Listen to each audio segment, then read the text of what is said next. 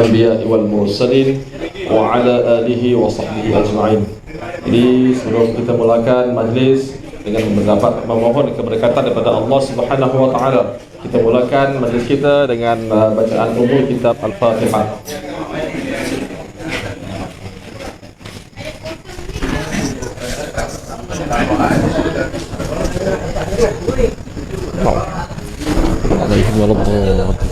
Amin.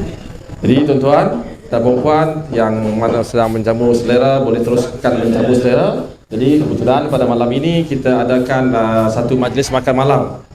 Majlis makan malam meraikan petugas-petugas kita, meraikan kita punya pelancaran hari ini yang telah dibuat pada pagi tadi, pada petang tadi, pelancaran gerak kerja pilihan raya bagi amanah kawasan kawasan Kuala Kedah. Jadi tuan-tuan dan puan, malam ini majlis kita sambil-sambil kita meraikan, kita juga menjemput pimpinan-pimpinan kita, terutamanya pimpinan-pimpinan daripada Amanah Negeri Kedah untuk bersama-sama dengan kita. Juga pada malam ini kita bersama dengan Ketua Pemuda Amanah Kawasan Kuala Kedah, Saudara Firdaus bin Abdul Rahman. Juga bersama kita adalah Datuk Dr. Ismail bin Saleh selaku Timbalan Pengurusi Amanah Negeri Kedah. Juga tidak ketinggalan YB Aismirul Anwar Aris selaku Setiausaha Amanah Negeri Kedah. Juga yang berhormat Datuk Engineer Fahrul Razi bin Zawawi selaku pengerusi Amanah Negeri Kedah. Jadi tanpa membuang masa, saya ingat mungkin kita mohon, kita minta kepada yang berbahagia Tuan Ketua Pemuda Amanah Kawasan Kuala Kedah untuk bagi sedikit ucapan aluan sempena majlis pelancaran gerak kerja pilihan raya Amanah Negeri Kedah pada malam ini. Malam ini merupakan acara makan malam yang kita jemput semua petugas-petugas kita yang telah pun menjayakan pada program petang tadi. Yakni petang tadi yang kita buat perasmian pelancaran gerak kerja pilihan raya yang dirasmikan oleh yang berhormat Engineer Datuk Haji Fahrul Razi bin Zawawi selaku pengerusi Amanah Negeri Kedah. Jadi dipersilakan Tuan Firdaus selaku Ketua Pemuda Amanah Kawasan Kuala Kedah. Dipersilakan. Pemegang. Ada bubuh ni tak ada?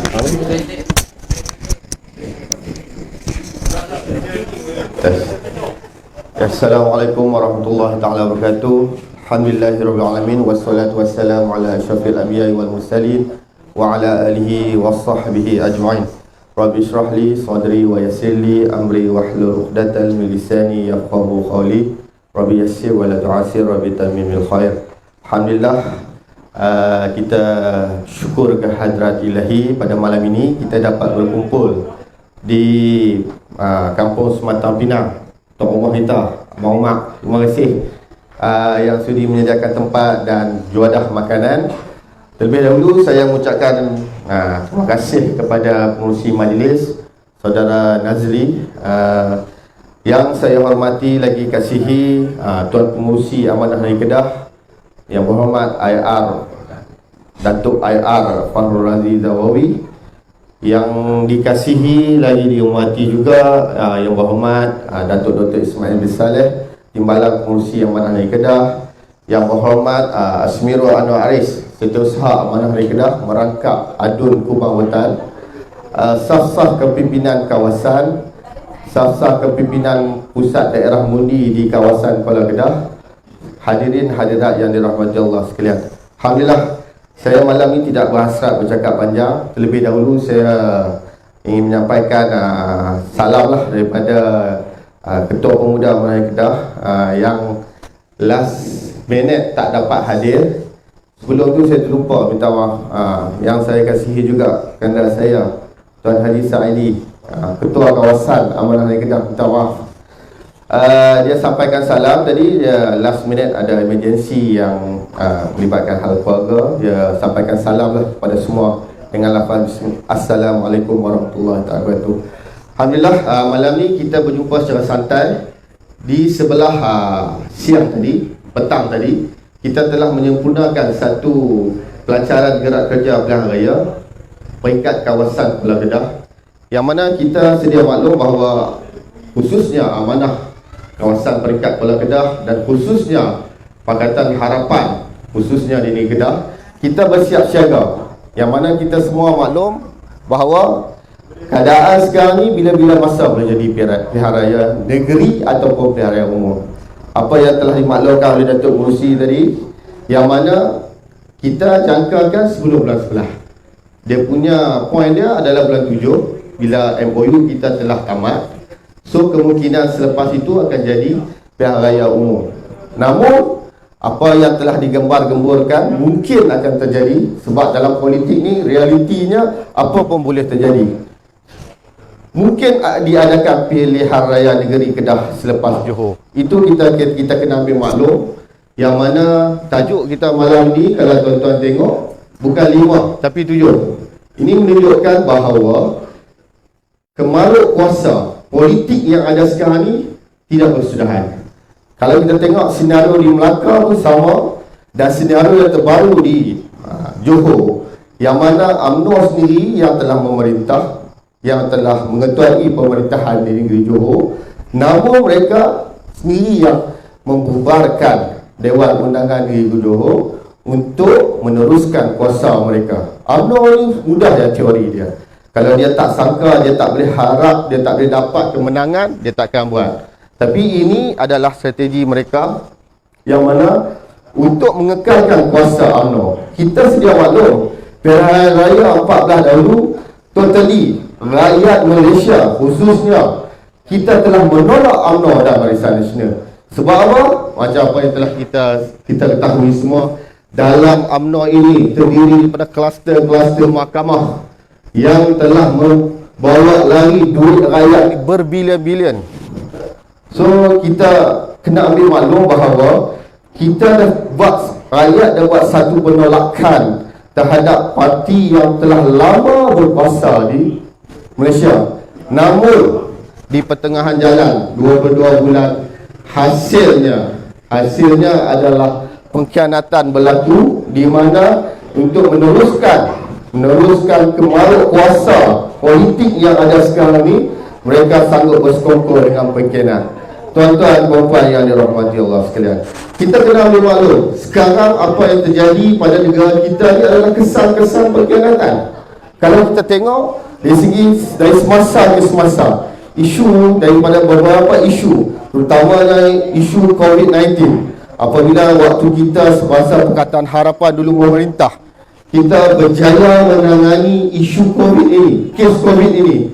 Namun setelah kita jatuh lingkungan dalam bulan April, kita telah mendapat satu, maksudnya kedukaan dan bala yang telah dilakukan oleh pengkhianat-pengkhianat negara, pengkhianat-pengkhianat demokrasi ini. Kerana itulah Allah sedang menguji negara kita dengan begitu dahsyat. Bukan setakat dengan COVID, tapi dengan banjirnya, dengan segala-galanya. Sedia maklum tuan-tuan puan-puan tahu.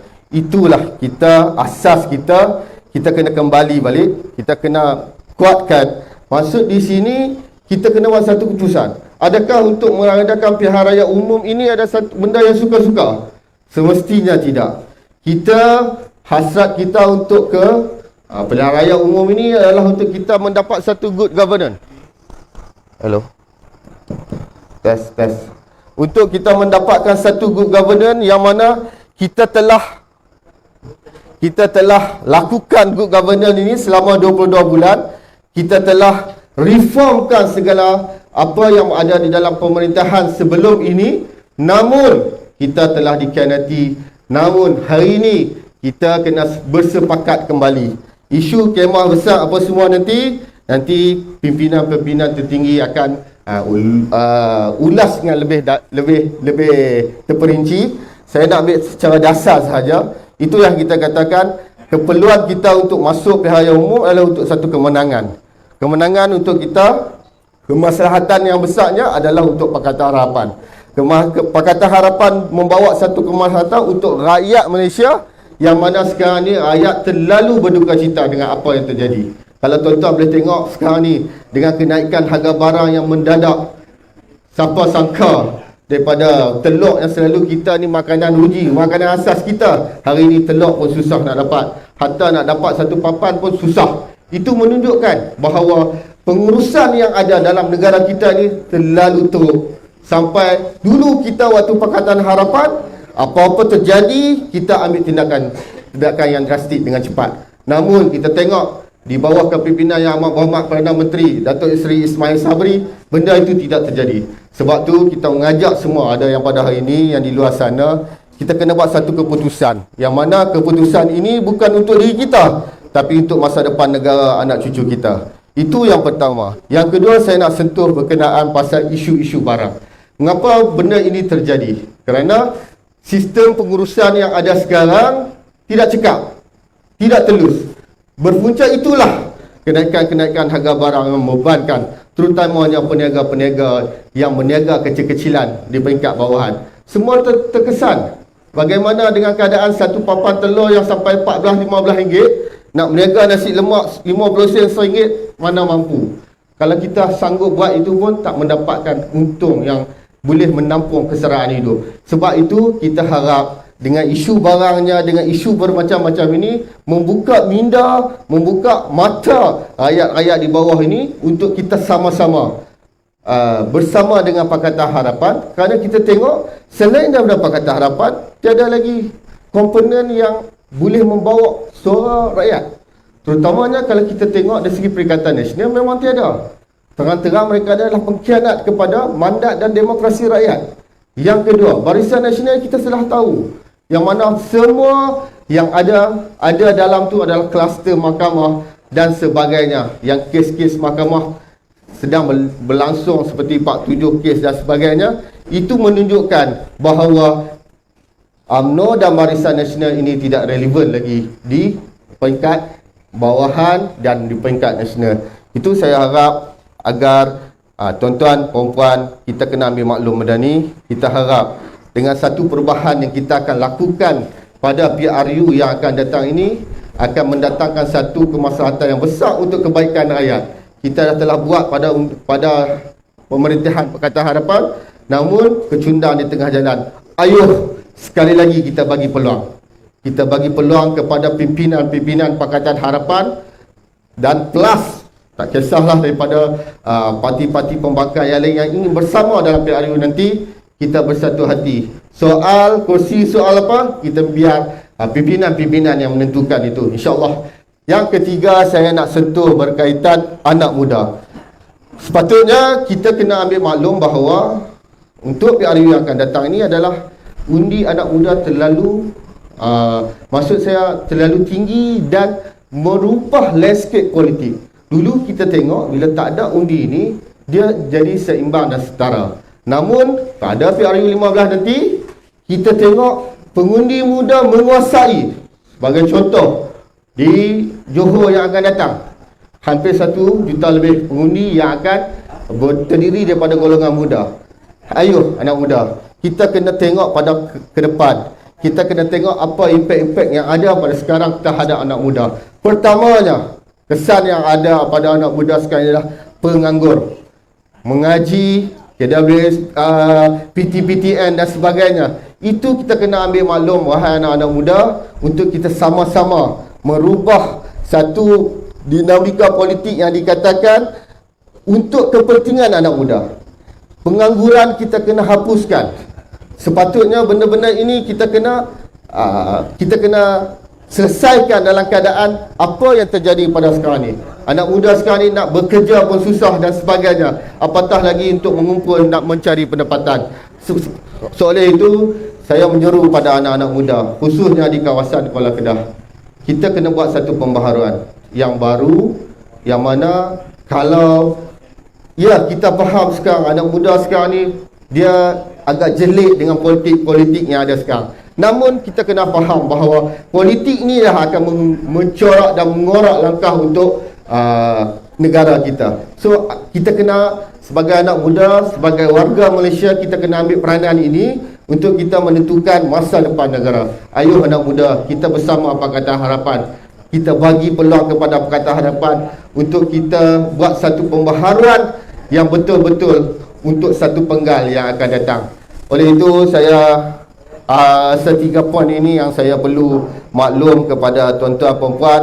Semoga dengan 3 poin ini kita ambil satu iktibar dan kita letakkan satu semangat yang baru untuk kita terus mengorak langkah untuk menghadapi PRU yang akan datang ataupun PRN negeri Kedah kalau sekiranya terjadi. Oleh itu saya ucapkan ribuan terima kasih kepada semua jawatankuasa yang telah menjayakan program seharian hari ini, daripada pagi tadi, petang dengan pelancaran gerak kerja pilihan raya, dan di sebelah malam ni kita adakan ceramah kelompok. Alhamdulillah saya tengok ramai penduduk-penduduk di sini yang hadir untuk mendengar taklimat-taklimat, untuk mendapat satu info yang jelas lagi tepat daripada pimpinan-pimpinan utama kita nanti sebentar lagi. Semoga dengan info-info yang kita dapat ni, kita balik esok, kita sampaikan kepada jiran, kepada mak ayah kita dan keluarga kita, untuk kita menentukan bahawa Pakatan Harapan ada pilihan yang tepat untuk kita membuat satu pengundian nanti pada PRU yang akan datang. Oleh itu saya ucapkan ribuan terima kasih. Wabillahi taufiq wal hidayah. Assalamualaikum warahmatullahi taala wabarakatuh. Ya ni dia tangkap mana? Waalaikumsalam warahmatullahi taala wabarakatuh. Terima kasih Tuan Firdaus Abdul Rahman selaku Ketua Pemuda Amanah Kawasan Kuala Kedah. Jadi bila Tuan Firdaus sebut tadi ni berkenaan dengan kenaikan harga barang, ya memang kita bukan agak lah, memang sangat-sangat terkesan. Saya pun 2-3 hari lepas ni kita dah lama tak beli susu ni, beli susu tin. Selalu kita duk beli ni dalam 2-3 bulan lepas ni cuma RM2 sekupang. Tapi saya pi baru ni tengok-tengok RM2 8 kupang. Jadi kita ingat kita kot kedai tu dia mahal, kita pi ubahlah kedai lain. Cari-cari di kedai lain pun sama juga, RM2 8 kupang. Tanya toke tu, dia kata harga dah naik. Itu antara keluhan-keluhan kita rakyat-rakyat biasa ni, yang mana terkesan dengan kenaikan harga barang yang sangat teruk. Kalau kita boleh tengok, ayam naik harga, ikan naik harga, semua naik harga. Kalau dulu kita ingat orang susah dulu ni, dia makan telur ayam sebiji belah 8. Tapi orang susah hari ni bukan setakat belah 8. Telur ayam tak ada langsung di kedai. Itu yang menjadi satu persoalan, menjadi satu masalah kepada kita hari ini. Antaranya disebabkan oleh ketiadaan barang-barang ni. Minyak, nak beli minyak masak. Kalau kita masih ingat cerita Piramli, macam mana dia nak beli belacan. Dalam cerita beli belacan tu, dia kata beli ganja boleh berniaga sebab ada lesen. Tapi beli belacan kena diam-diam tak ada lesen. Hari ini kita beli minyak masak, umpama kita beli ganja, kita beli minyak masak pun kita kena beli seorang sekilo saja bagi pun. Itu pun ada setengah-setengah kedai ni kena belanja RM50 dulu barulah dapat sekilo. Itu yang berlaku sekarang ni. Sebenarnya fenomena kenaikan harga barang ni dah lama dah kita tak rasa. Last kali kita ingat kita rasa zaman BN dulu ni. Lepas tu lari barulah kita berasa balik bila BN perintah. Bila zaman PH perintah dulu ni, alhamdulillah kita tengok harga barang terkawal. Tapi hari ni benda tu berlaku semula. Kenapa berlaku semula? Sebab dia diambil alih oleh BN. Jadi untuk kita nak tolak BN ni kita sebutnya sebagai Barisan Nasional, tapi boleh juga kita sebut barang naik. Jadi barang naik ni, nak tolakkan barang naik, kena tolak BN. Jadi sebelum tu, jadi saya nak teruskan kita punya majlis pada ni lah. Selain kita menjamu selera ni, mana yang baru sampai boleh teruskan menjamu selera. Dan kita dengan ni saya nak menjemput sekali lagi nak menjemput yang berhormat YB Asmirul Anwar Aris selaku Adun Pengkalan Kundo, Adun Kebaharatan, merangkap Setiausaha Amanah Negeri Kedah untuk bagi 1-2 kata. Kebetulan ini kita buat jamuan ni pun di kawasan Dun Kebaharatan. Jadi dipersilakan yang berhormat YB Asmirul Anwar Aris. Ini buka baju. Ini.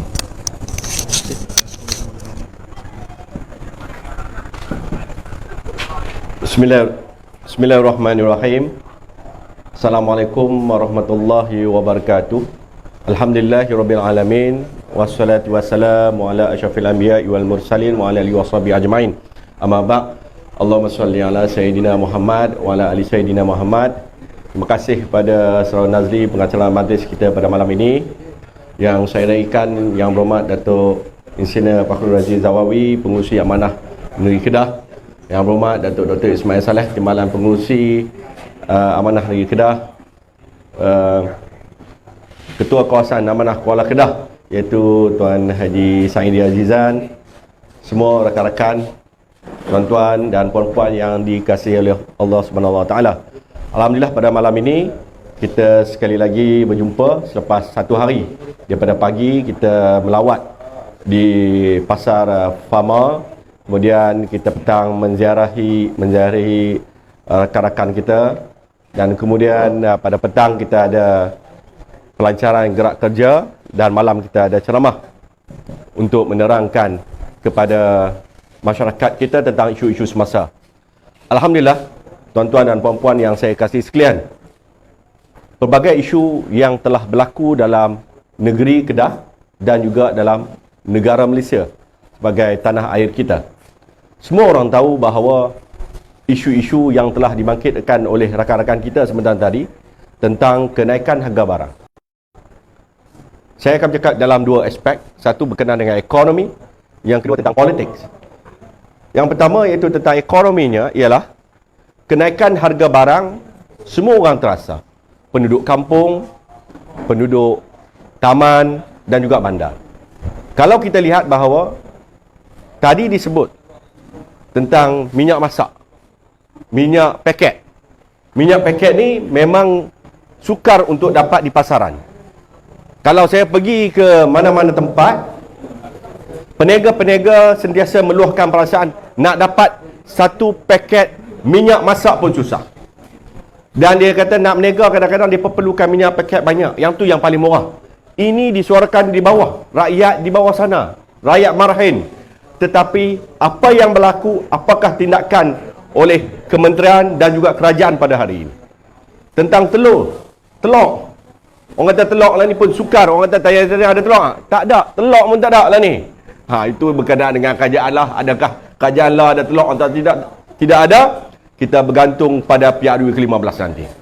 Dan yang terbaru juga, bukan kata-kata isu minyak masak, telur dan semua kenaikan harga barang seperti sayur, ikan dan sebagainya. Lah ni tadi tengok tadi RM15 sekilo ikan temenu. Kuih mahal.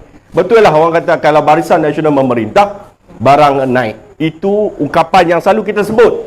Yang bahawa Barisan Nasional, barang naik. Barisan Nasional, barang naik. Dan saya terkejut juga khatib membaca khutbah Jumaat hari ini. Hari ini hari Jumaat, tuan-tuan, puan-puan. Khatib membaca khutbah.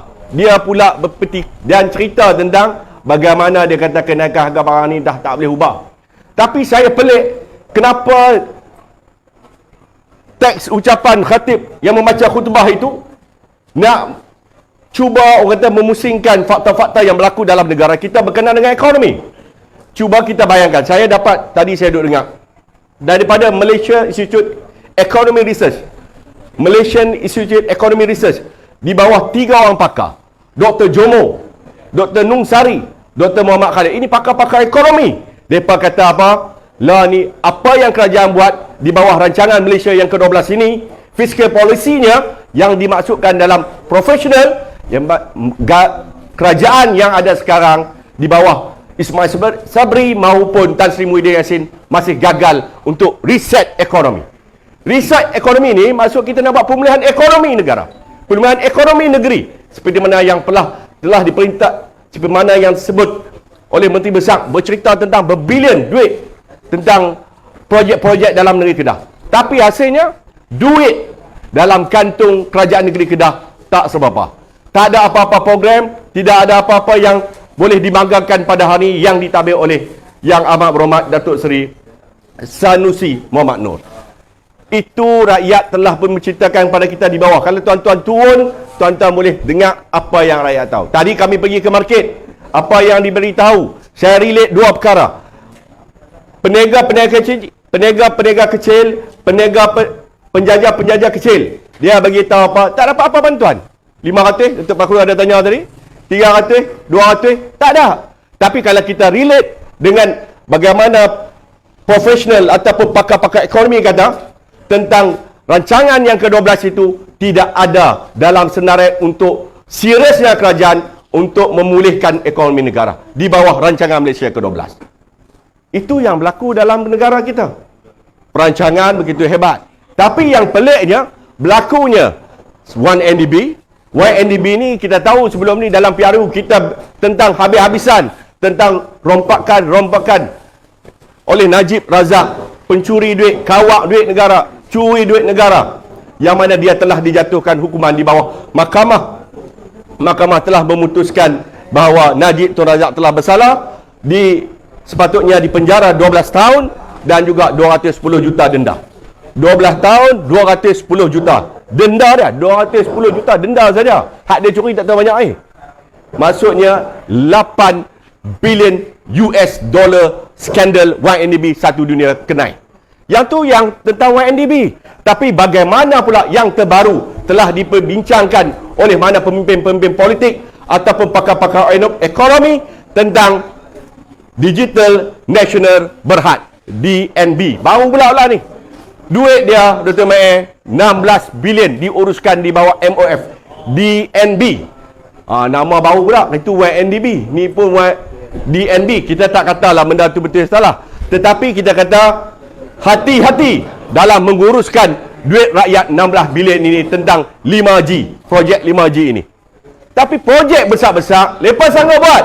Tapi bagaimana projek penjajah kecil, peniaga kecil, rakyat marhen di bawah sana. B40, M40, M20, semua dah orang susah lepas pandemik COVID-19. Ekonomi kita teruk. Bila ekonomi teruk, negara tak ada pemulihan, tak ada reset ekonomi. Benda ini telah disebut oleh pakar ekonomi. Rakyat marhen pun cakap benda yang sama. Tapi kalau rakyat memilih juga Barisan Nasional, maka apa yang berlaku pada PRU ke-15 lepas takbir, bagaimana mereka akan mencuri banyak lagi duit-duit rakyat. Jadi kita heran, kita nak supaya rakyat memikirkan benda ini, supaya kalau boleh kita tolak Barisan Nasional, kita tolak PAS dan juga Perikatan Nasional. Mereka ambil alih cara yang disebut oleh Saudara Firdaus tadi. Dia kata apa? Ambil cara apa?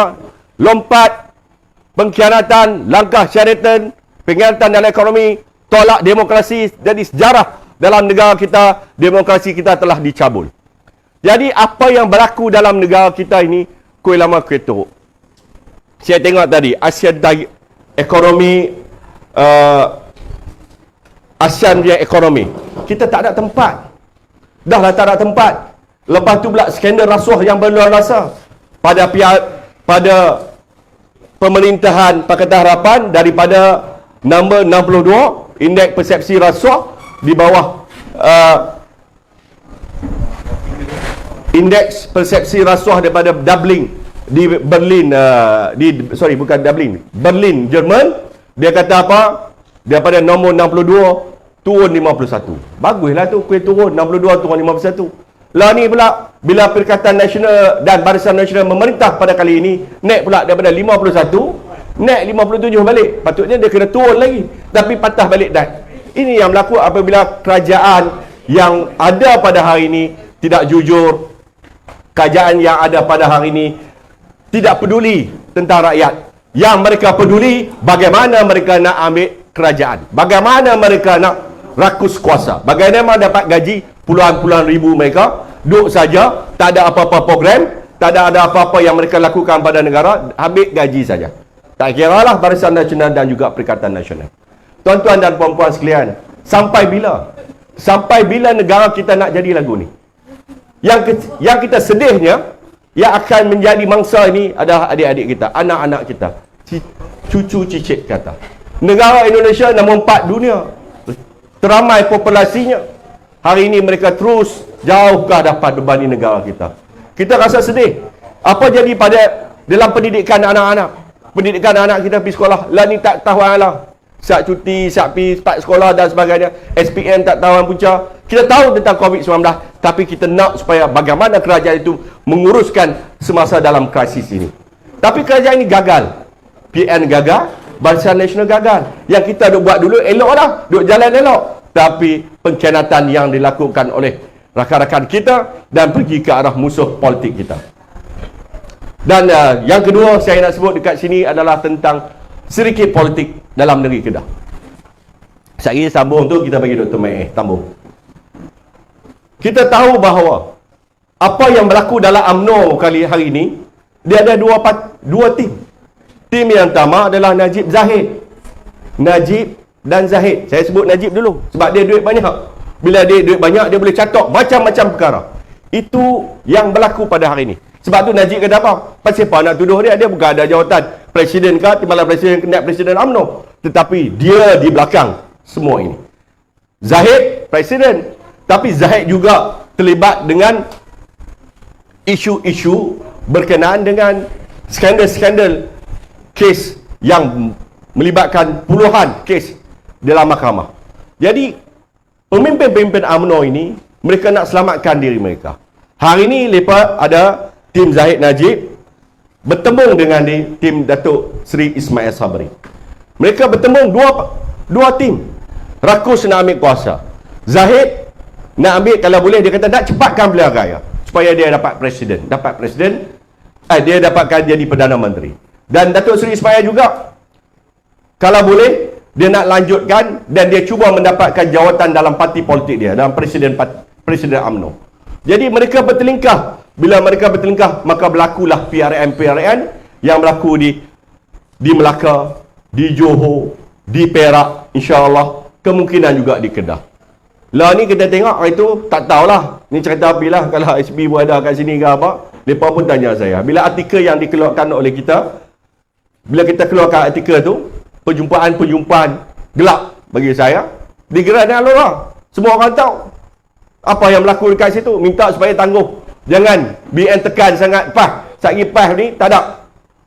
PAS sekarang ni dia ada 15 kursi.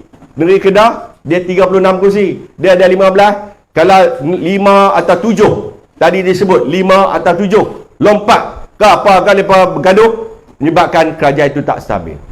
Jadi menyebabkan mungkinlah Sanusi pergi jumpa Ismail Sabri minta janganlah kacau dia nak merintah, kesian kat dia baru sampai 2 tahun lagi. Bulan 5 ni 2 tahun. Kemungkinan dalam 2 tahun lagi ataupun lebih dia nak jadi menteri besar, dia nak merintah negeri Kedah. Tapi keadaan kalau hampa merintah macam kita berlaku di Kuala Kedah ini. Isu ayat itu kita nak buat jangka sederhana, jangka pendek, jangka sederhana, jangka panjang. Dia duk cerita teknologi perubang. Bila cerita teknologi perubang, sampai sekarang tak mula lagi. Bil duit beratus juta tu nak diuruskan teknologi perubang. 5 orang yang kerja di JKR. 5 orang lepas abang kat saya. Macam mana nak urus dia kata? Tak cukup manpower. Dan juga tak start apa lagi. Berapa dia cerita apalah abang macam ni. Tetapi kita nak supaya benda tu cepat. Rakyat tak mau tunggu. Tak mau tunggu lama dah. Sebab apa? Puluhan tahun. Jadi bila kita dah ambil alih kerajaan, dah curi kerajaan yang ada sekarang, buatlah kerja kalau hamba buat. Tapi pada hari ini, apa yang mereka buat? Jangka pendek, itu kami tak mau hantar lori sebab sadar rugi. Saya kata kalau apa tak hantar lori, hamba tak mau sadar rugi, rakyat akan rugi. Rakyat akan meraung di bawah sana. Tak ada ayat, hantar jugalah lori. Lepas tu jangka sederhana apa yang kita hantar itu, daripada Masjid Aman sampai ke Kuala Kedah tu, projek yang sederhana tu, benda tu segera boleh buat dalam masa setahun. Tapi apabila mereka ambil alih kerajaan, mereka tak buat pun. Bila tak buat, kata konon dia boleh merintah, dia pandai merintah, berbilion duit masuk, pelaburan masuk. Tapi yang rakyat Kuala Kedah tak heran. Han ceritalah berbilion, trilion. Tapi isu ayat mesti diselesaikan oleh kerajaan negeri Kedah. Politik tak stabil, krisis politik, benda-benda rakyat tak membantu, peniaga-peniaga kecil tak membantu, ya. Semua benda-benda yang mereka buat, mereka gagal pada hari ini. Jadi, kita harap beri peluang kepada Kerajaan Pakatan Harapan sekali lagi dapat memerintah negara, dapat memerintah negeri Kedah untuk kita teruskan agenda-agenda apa yang kita nak buat untuk rakyat. Kita tahu bahawa rakyat jemu dengan politik, rakyat meluat dengan politik, tapi tak ada jalan.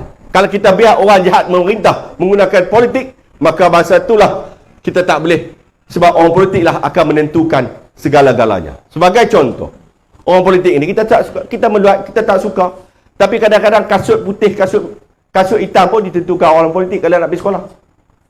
Kalau nak pergi, kadang-kadang pergi universiti patah balik dulu. Iyalah, Menteri Pendidikan, Kementerian Pendidikan pergi sekali patah balik. Siapa yang buat keputusan? Orang politik, Menteri Pendidikan. Semua bergantung pada politik. Kenaikan harga barang, kenaikan macam mana mereka nak kontrol? Orang politik. Tapi orang politik yang betul-betul menjaga rakyat. Itu yang kita nak. Tapi kalau berlaku macam ini, apa yang menjadi hari ini, siap menggunakan ayat-ayat Quran untuk teruskan defend diri. Seperti saya kata tadi, khatib baca khutbah tadi, zaman Nabi kenaikan harga barang juga, dia pun patah balik pada zaman Nabi pula. Pasal hampa tak jaga ekonomi negara, hampa tak menjaga dasar polisi ekonomi negeri dan negara, maka benda ini akan berlaku. Saya harap pada kali ini kita kena tolak UMNO Barisan Nasional dan juga Perikatan Nasional jauh-jauh supaya kita menang besar dan kita boleh buat banyak yang lebih baik seperti mana yang telah berlaku dalam negara-negara luar. Indonesia, Taiwan, Singapura, Hong Kong, ya, Thailand, Vietnam, semua dah pergi ke depan. Ni macam mana ni? Malaysia ni patah balik ke belakang. 20 tahun ni saya kata berapa tahun kalau kita isu pengkhianatan ini berlaku. Pergi ke depan juga dia kata 10 tahun, dia kata silap-silap bukan 10 tahun, 20 tahun di atas sebab pengkhianatan ataupun mencabuli demokrasi negara kita. Jadi saya harap tuan-tuan dan puan-puan sila sampaikan kepada rakan-rakan kita, keluarga kita tentang apa yang berlaku pada hari ini. Saya tahu orang cemuh dengan politik, orang meluat dengan politik, tapi tak ada jalan.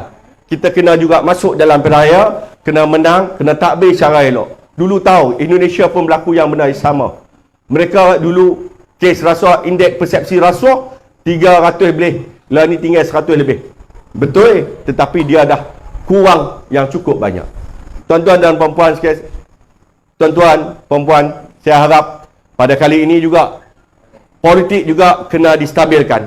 Kalau politik tidak stabil, maka dia akan melibatkan ekonomi, pendidikan dan juga bagaimana contoh kita nak mengawal kesihatan negara kita pada hari ini. Itu sajalah ucapan saya. Saya ucapkan ribuan terima kasih kepada Amanah Kawasan Kuala Kedah, tahniah dan syabas kepada semua jentera yang pada hari ini telah pun bertunggu lumus daripada pagi sampai ke petang.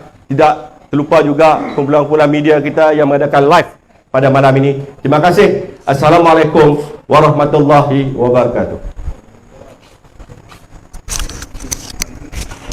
Waalaikumsalam warahmatullahi taala wabarakatuh. Terima kasih yang berhormat Tuan Encik Asmirul Anwar bin Aris selaku Adun Kubang Rotan, juga merangkap Setiausaha Amanah Negeri Kedah. Jadi apa tuan-tuan yang disebut tadi oleh YB berkenaan dengan politik. Jadi kita macam mana sekalipun kita kena masuk politik, kita kena berpolitik sebab kita nak selamatkan negara. Macam mana cara sekalipun, hanyalah perubahan ini berlaku dengan kuasa politik. Kalau tanpa kuasa politik kita tidak boleh merubah apa-apa. Jadi macam hari ini kita merungut harga barang naik, peluang pekerjaan tak ada. Ini semua berlaku disebabkan oleh kelemahan, kegagalan sebuah parti politik mentadbir kerajaan. Dalam mana-mana negara sekalipun, terutamanya di Malaysia, macam negara Malaysia demokrasi ini, kita terlibat dengan politik. Tidak ada satu pun Malaysia ni sebelum ni yang diperintah oleh orang bukan politik. Ini semua berlaku disebabkan oleh parti politik. Jadi parti politik inilah yang nak merubah landscape pemerintahan dan pentadbiran negara. Jadi macam mana pun tuan-tuan, kita kena ubah. Jadi saya teringat, saya berjumpa dengan kawan. Jadi kawan katanya, dia tanya, kenapa kita perlu PH? Sedangkan dalam Malaysia ni kita ada PH, kita ada PN dan juga kita ada BN. Katanya PN pun berlawan dengan BN. Tapi saya kata PN tu tak berlawan dengan BN. Kalau dia betul-betul berlawan, dia tak duduk dalam kerajaan BN.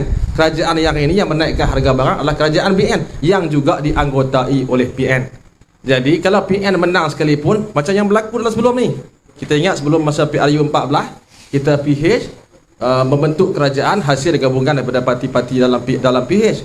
Tapi apa yang berlaku bila kita perintah 2 tahun, berlaku pengkhianat ni. Pengkhianat ni membentuk PN dan akhirnya dia bagi mandat kepada BN. Dia bagi kerjasama dengan BN untuk BN tadbir negara, dan hasilnya apa yang berlaku hari ini kita boleh lihat.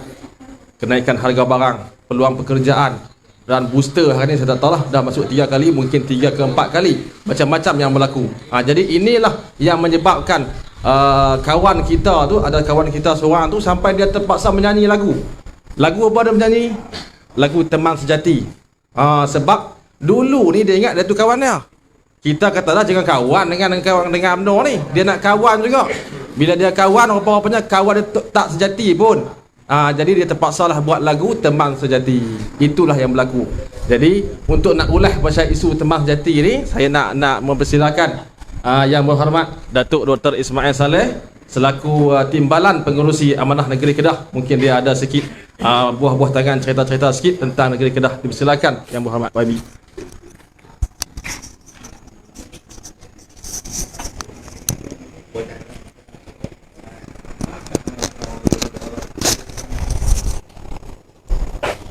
Bismillahirrahmanirrahim. Assalamualaikum warahmatullahi wabarakatuh. Alhamdulillahirabbil alamin wassalatu wassalamu ala asyrafil anbiya'i wal mursalin wa ala alihi wa sahbihi ajma'in. Rabbi shrah li sadri wa yassir li amri wahlul 'uqdatam min lisani yafqahu qawli. Terima kasih Musi Majlis yang semati, yang berhormat Datuk Engineer Fakhrul Aziz Zawawi, Musi Amanah Negeri Kedah, yang semati, yang berbahagia, yang berhormat Asmirul Anwar Aris, Adun Kubahotan, yang juga Setiausaha Amanah Negeri Kedah, yang saya hormati, yang berbahagia Tuan Haji Saidi Azizan, Ketua Amanah Kuala Kedah, Saudara Firdaus Abdul Rahman, Ketua Pemuda Amanah Negeri Kedah, Tuan Rumah, tuan-tuan, puan-puan yang dirahmati Allah sekalian. Alhamdulillah, pada hari ini kita berjaya mengadakan program sehari suntuk Jelajah Kuala Kedah, yang saya kira kawasan Kuala Kedah menjadi kawasan yang kedua menganjurkan program yang seumpama ini setelah Pendang pada hari itu, yang saya kira sangat berjaya, dan pada hari ini juga kawasan Kuala Kedah juga sangat berjaya. Program ini kita adakan apabila kita dibenarkan semula untuk mengadakan perjumpaan secara bersemuka. Apabila kita mengalami PKP yang panjang, kita tidak dibenarkan untuk buat program yang seumpama ini. Tetapi pada masa yang sama, kita mesti memberi maklumat kepada orang ramai. Dan dalam konteks kita, maklumat melalui ceramah ini, maklumat melalui program yang sebegini sangat penting. Lalu apabila kita dibenarkan semula, maka kita telah melakukannya, dan insya-Allah selepas ini kawasan-kawasan lain juga, dengan harapan kita selain daripada media baru yang mampu menyampaikan maklumat, ini adalah cara lama, cara konvensional kita menyampaikan maklumat. Tuan-tuan, saya kira beberapa komponen utama program kita pada hari ini bermula di Pasar Tani tadi, Market Kuala Kedah, sebagaimana yang dilaporkan oleh penceramah, kedua-dua penceramah yang sebelum saya. Di antara keluhan utama mereka adalah harga barang yang tidak mampu dikawal oleh kerajaan yang ada pada hari ini semenjak sekurang-kurangnya bulan puasa yang lalu. Sampai sekarang ni hampir setahun dah. Ketika kita pergi tadi pukul 9 lebih, tuan-tuan, market lengang. Adalah, tetapi beberapa orang sahaja lengang dengan harga barang yang mahal. Pada masa yang sama, kuasa membeli daripada orang ramai masih tidak pulih sepenuhnya. Dan kita merasakan bahawa kuasa membeli pelanggan-pelanggan yang hadir mungkin hanya sekitar 30-40% daripada jumlah biasa. Jadi rungutan ini adalah rungutan daripada peniaga. Dan kita lihat tadi, kalau dulu ikan temenung hak kita duk makan selalu, kita beli RM10 3 kilo, tadi RM15 sekilo. Tuan-tuan, ayam tadi saya tengok ada 3 tempat. Satu warung RM8.5.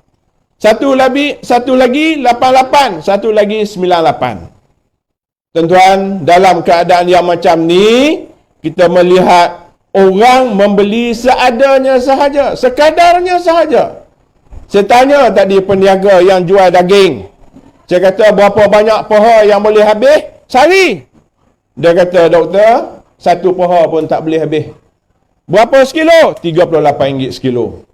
Tuan-tuan, Jahannam ekonomi politik negara kita disebabkan oleh pencabulan demokrasi ahli-ahli politik yang rakus kepada kuasa pada hari ini.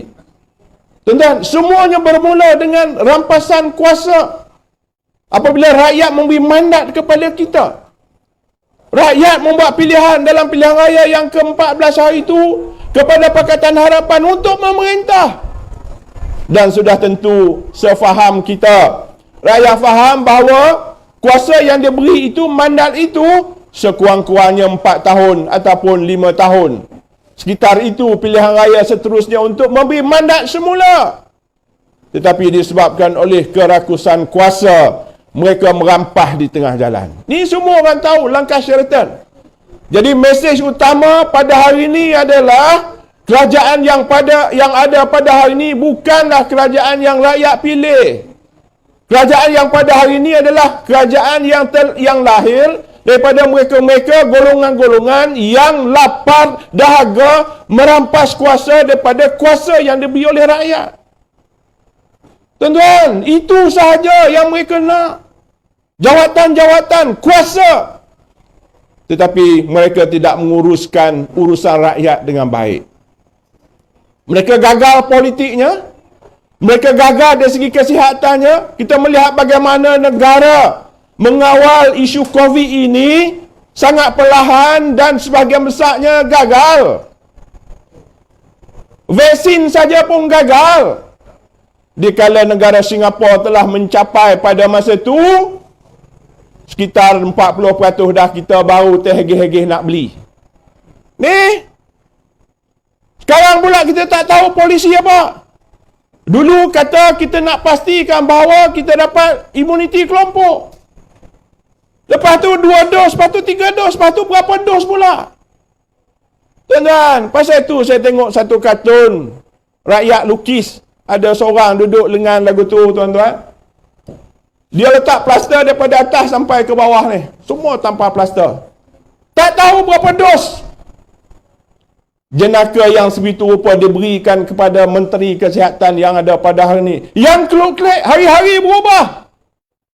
Bagaimana dia kata siapa-siapa yang ambil Sinovac 1-2, kalau tak ambil yang third dose, maka 1-2 itu CJ-nya dibatalkan. Ni apa? Nah? Menteri apa yang sebegini rupa? Nusahkan rakyat. Kesihatan gagal. Ekonomi macam kita tanggung hari ni, ya. Sampai bila kita pun tak tahu. Susah. Rakyat di bawah susah. Barang mahal susah nak dapat. Isu ayam telur pun tak boleh settle. Kawan kita kata tadi, dia kata adalah telur 2 butir. Hak tu ada lama dah, daripada dulu lahir-lahir ada dah. Hak tu tak hilang insya-Allah. Tapi rakyat nak makan ni. Hak ni pun tak boleh settle. Kesihatan gagal. Ekonomi gagal. Sekarang tuan-tuan yang dirahmati Allah sekalian, bagaimana rakusnya mereka. Dulu dia rampas kuasa peringkat federal. Dia ambil alih kuasa pusat. Lepas tu dia rampas satu negeri. Johor, Melaka, Perak, last sekali Kedah. Lepas tu dia nak rampas kuasa di Sabah dan buat pilihan raya, tapi dapat juga kat mereka. Dan selepas Sabah lah yang sebenarnya merebaknya gelombang ketiga. Gelombang ketiga bermula daripada Sabah. Sampai hari ni tak boleh kontrol dengan varian-varian entah apa-apa. Omicron dah, lepas ni apa pula nak main kita pun tak tahu. Dah rampas kuasa federal, negeri-negeri. Tak puas hati lagi tuan-tuan. Tak puas hati lagi. Hak aku kuasa ni. Tak puas hati lagi. Kali kedua, round kedua bermula dengan Melaka. Buat Melaka dia seronok, dia menang banyak. Dia rasa dia selesa, dia nak buat lagi, dia nak buat lagi, dan nak buat lagi. Inilah yang berlaku di Johor. Formula yang sama yang berlaku di Melaka. Dia nak buat aplikasi di Johor, dia nak menang pula, nak menang besar. Lepas tu pula katanya sebelum pilihan raya yang akan datang, pilihan raya umum yang akan datang ini, sekurang-kurangnya ada 2 negeri yang menjadi target. Pada hari ini orang tak bercakap sangat tentang Perak, tapi orang bercakap tentang Kedah. Tuan-tuan dan rahmati Allah sekalian, rakus. Jadi mesej kepada rakyat pada hari ini adalah mereka-mereka yang ada dalam kerajaan, persekutuan dan juga negeri pada hari ini, mereka ini adalah kemarut kuasa, rakus kuasa. Apabila dapat kuasa, dia tak peduli sangat kepada rakyat. Pasal apa? Pasal mereka tak ada manifesto. Mereka tak ada mandat, dia buat ikut dan pun tak apa. lalu nak justify, nak membenarkan perbuatan jahat mereka, rampas kuasa ini, rampas mandat rakyat ini, maka dia bermain dengan isu sentimen. Semua kita maklum. Melayu Islam bermain dengan sentimen ini, dibuaikan. Orang Melayu dan orang Islam ini dibuaikan dengan sentimen ini. Hari ni apa nak jadi? Dua ekor ni. UMNO PAS ni nak jadi apa? Hak dulu ni wajib muafakat nasional ini, penyatuan ummah wajib. Ulama' mereka kata apa? Ulama' mereka kata penyatuan ummah ini malaikat yang bertakbir. Ni ulama' PAS, dia nak bersatu dengan UMNO, dia nak kuasa, dia kata malaikat takbir. Tak cukup itu, dia kata apa lagi? Dia kata bergetar hati syaitan. Dia boleh sembang dengan syaitan, dia kata syaitan bergetar takut dengan penyatuan ummah ini. Tuan-tuan, ada pula hak sebut. Hak sebut ni hak Kedah. Dia kata apa? Dia kata bukan sahaja 2 kolam, 3 kolam. Kita sanggup berdiri dalam 1000 kolam demi untuk penyatuan ummah. Tuan-tuan, dia menipu rakyat. Kononnya dia nak penyatuan itu atas nama Islam, atas nama ummah. Maka dia keluarkan dalil-dalil yang bermacam-macam. Pasal apa? Pasal dia nak tutup, justify, dia nak tutup hak dia rampas kuasa tu. Pada masa yang sama, dia nak bawa kepada image sentimen Melayu Islam yang disebutkan tadi ni. Tuan-tuan, tak sampai 3 tahun. Penyatuan ummah tu tak sampai 3 tahun. Amanah ni bukan ummah. Keadilan bukan ummah. Orang Islam dalam DAP bukan ummah. Hak ummahnya dia saja. UMNO bersatu PAS. Saya kira tuan-tuan dah nampak permainan politik Melayu Islam ini hanya untuk mengaburkan mata rakyat, untuk mereka terus berkuasa. Sebab apabila bermain dengan sentimen ini, orang akan marah. Dikatakan kita sebagai seorang satu parti yang Pakatan Harapan ini yang tidak mampu menjaga kebajikan orang Islam, yang tidak mampu memberi manfaat kepada orang Melayu, dimainkan sebegitu rupa. Tuan-tuan yang dirahmati Allah sekalian, hari ni jadi apa 2 ekor ni? Ni, UMNO ngapah ni jadi apa?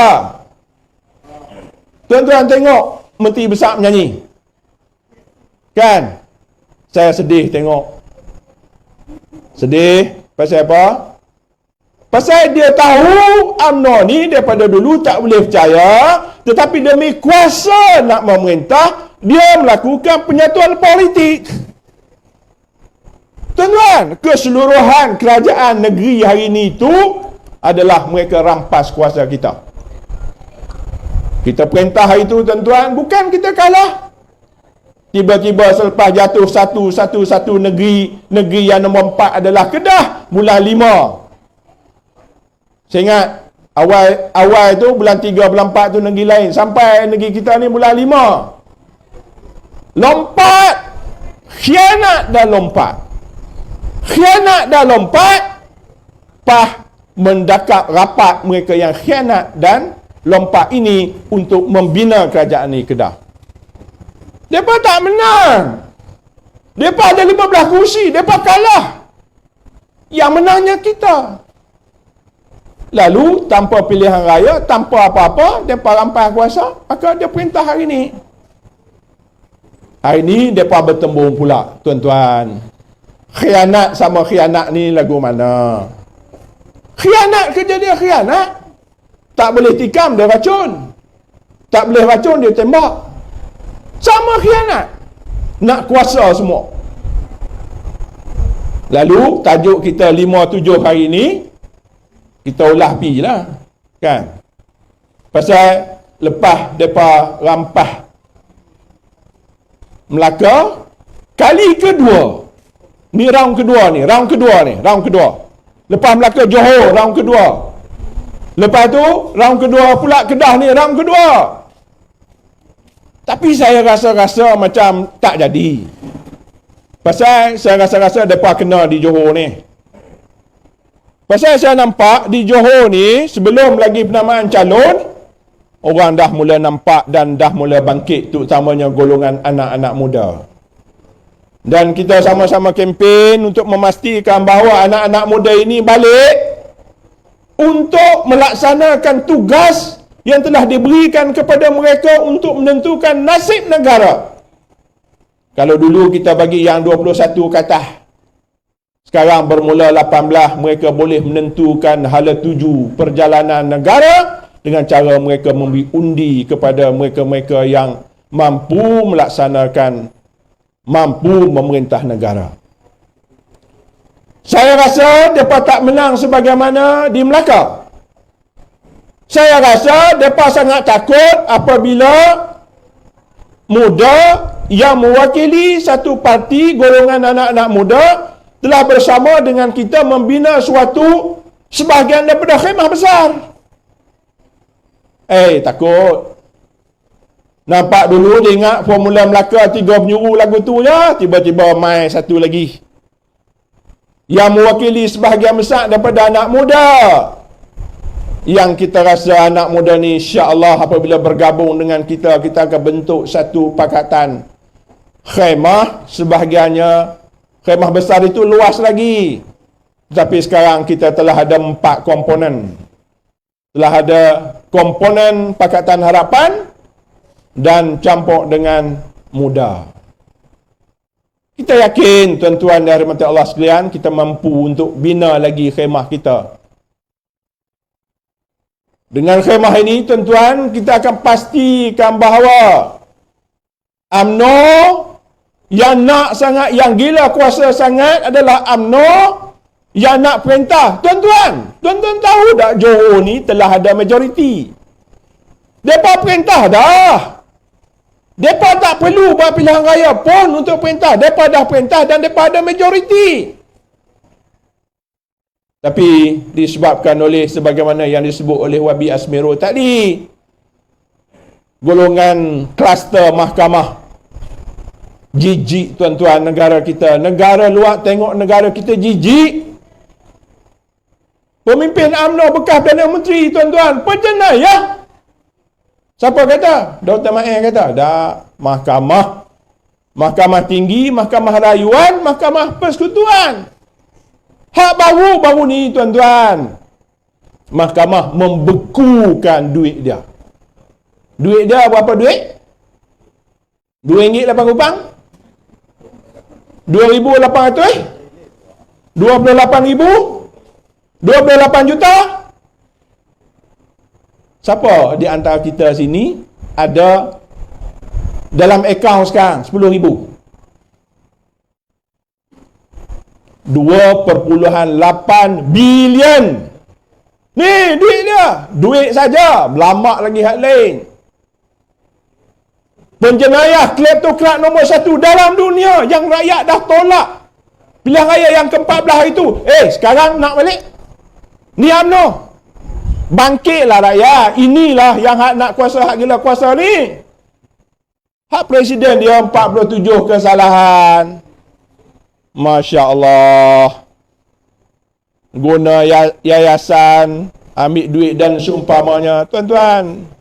Dan lain-lain lagi. Parti UMNO ni, parti sinonim dengan rasuah. Gila kuasa. Kleptokrat. Takkan rakyat nak lagi mereka-mereka yang ni nak pilih lagi dalam pilihan raya di Johor nanti. Hak satu lagi pun serupa. Hak satu lagi khianat. Siapa tak kata Muhyiddin tu khianat? Dia duk berlawan dengan Najib. Najib kata dia khianat. Dia kata kat Najib khianat. Tuan-tuan, hak sama khianat ni lagu tu. Cuma dia khianat beza. Hak tu racun sampai mampus. Hak tu tembak sampai mampus. Hak tu tikam sampai mampus. Khianat antara satu sama lain. Habis tu yang kita parti Islam ni duduk dalam tu nak buat apa? Tuan-tuan, orang PAH ni bangun, bangkit. Janganlah duduk macam tu. Imej Islam kita ni jahanam kerana kamu. Kamu gila kuasa, gila politik, kerana kuasa nak kuasa, kamu gadai habis. Dulu apa yang dia tak kata ke UMNO? Tuan-tuan, jahanam kita puluhan tahun kerana mereka bertembung dua ni untuk mendapat mileage politik, maka dia kafirkan UMNO dulu. Tuan-tuan ingat tak ni zaman ni? Tuan-tuan, saya ni orang Terengganu. Saya hadir di Padang, di Bangor Peradung bulan 4 20 sebelum 1998. Itulah amanatnya. Kita tak perlu jadi kafir. Lebih kurang macam itulah. Kita tak perlu, dia kata apa, kita hanya jadi kafir ni pasal menyokong UMNO, yang UMNO ini apa sifatnya? Dia mengambil perlembagaan penjajah itu. Sambung lagi, kalau mati kita dalam perjuangan itu mati syahid, dan kalau kita di luar perjuangan itu mati kata.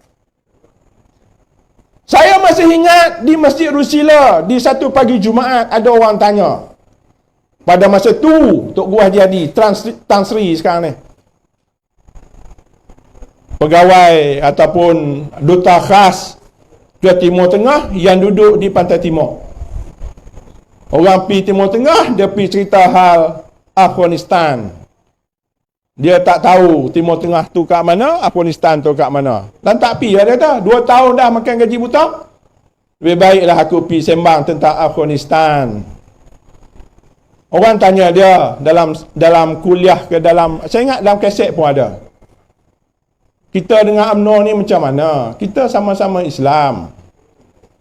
Lah pecah belah habis ni, lagu mana? Orang tanya. Dia kata, orang nak makan buah nyok pun, dia kata, ni buah nyok ni, nak makan, nak ambil isi dia tu. Satu, dia kata kita kupas dulu. Lepas tu kita kerak dua, pecah dua.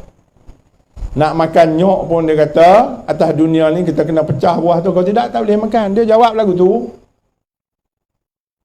Sekarang ni, mereka kena kencing balik lah. Nama binatang apa yang tak keluar daripada mulut dia? Cuba tuan-tuan senarai, nama apa lagi tak sebut? Sampai hak last baru ni, itik tu baru bunyi. Itik tu ringan lah. Buaya, bewak, ular. Sebut. Jebon. Jebon dulu mereka kata kat kita. Lah tuan-tuan, pas ada jebon dah. Dia belaga sama sendiri. Takiri. Takiri tu kawan saya tu. Orang seberang Takiri. Dia kata Takiri ni kesalahan disiplin besar. Pecat! Dulu jebon ni, dia kata kita ni, orang-orang profesional ni, dia kata jebon. Tak tahu baca hadis, tak tahu ayat Quran. Tak apalah. Yang ni sama-sama ulama, doktor. Nak mampus pula dah mereka. Pecah pula dah, jebon. Sama ulama dia jebonkan anak tu pula. Ni Abduh, Dr. Zuhdi dan lain-lain tunggu. Pasal apa? Pasal dia buat ikut perasaan, ikut nak kuasa, maka dia akan buat apa saja. Cerita dia nak UMNO kan tak mau UMNO je. Tu dah seronok dah kawan dengan UMNO. Dulu kata boleh. Lah kata tak boleh pula. Pasal apa pula ni? Orang pah. Ni, UMNO duk kata kat hampa ni teruk. Pernah tak ni orang kampung ni orang kata kita pelacur? Ada? Tak ada. Sebab hina sangat. Tengku Razali main ya. Main-main dia kata pah pelacur. Bukan saya kata, saya pinjam kata-kata Tengku Razali.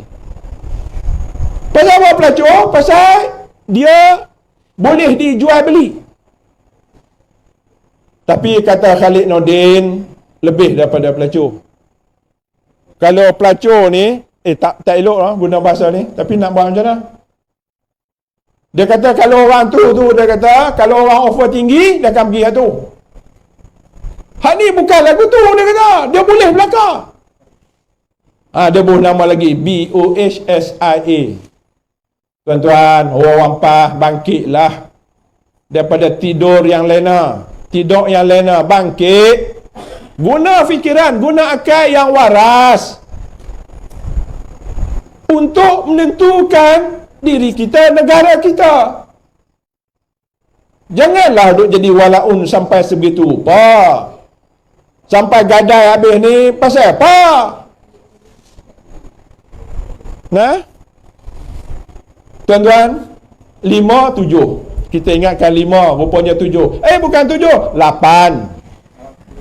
8. Kita ulas itulah. Lepas tu mai lah tanya.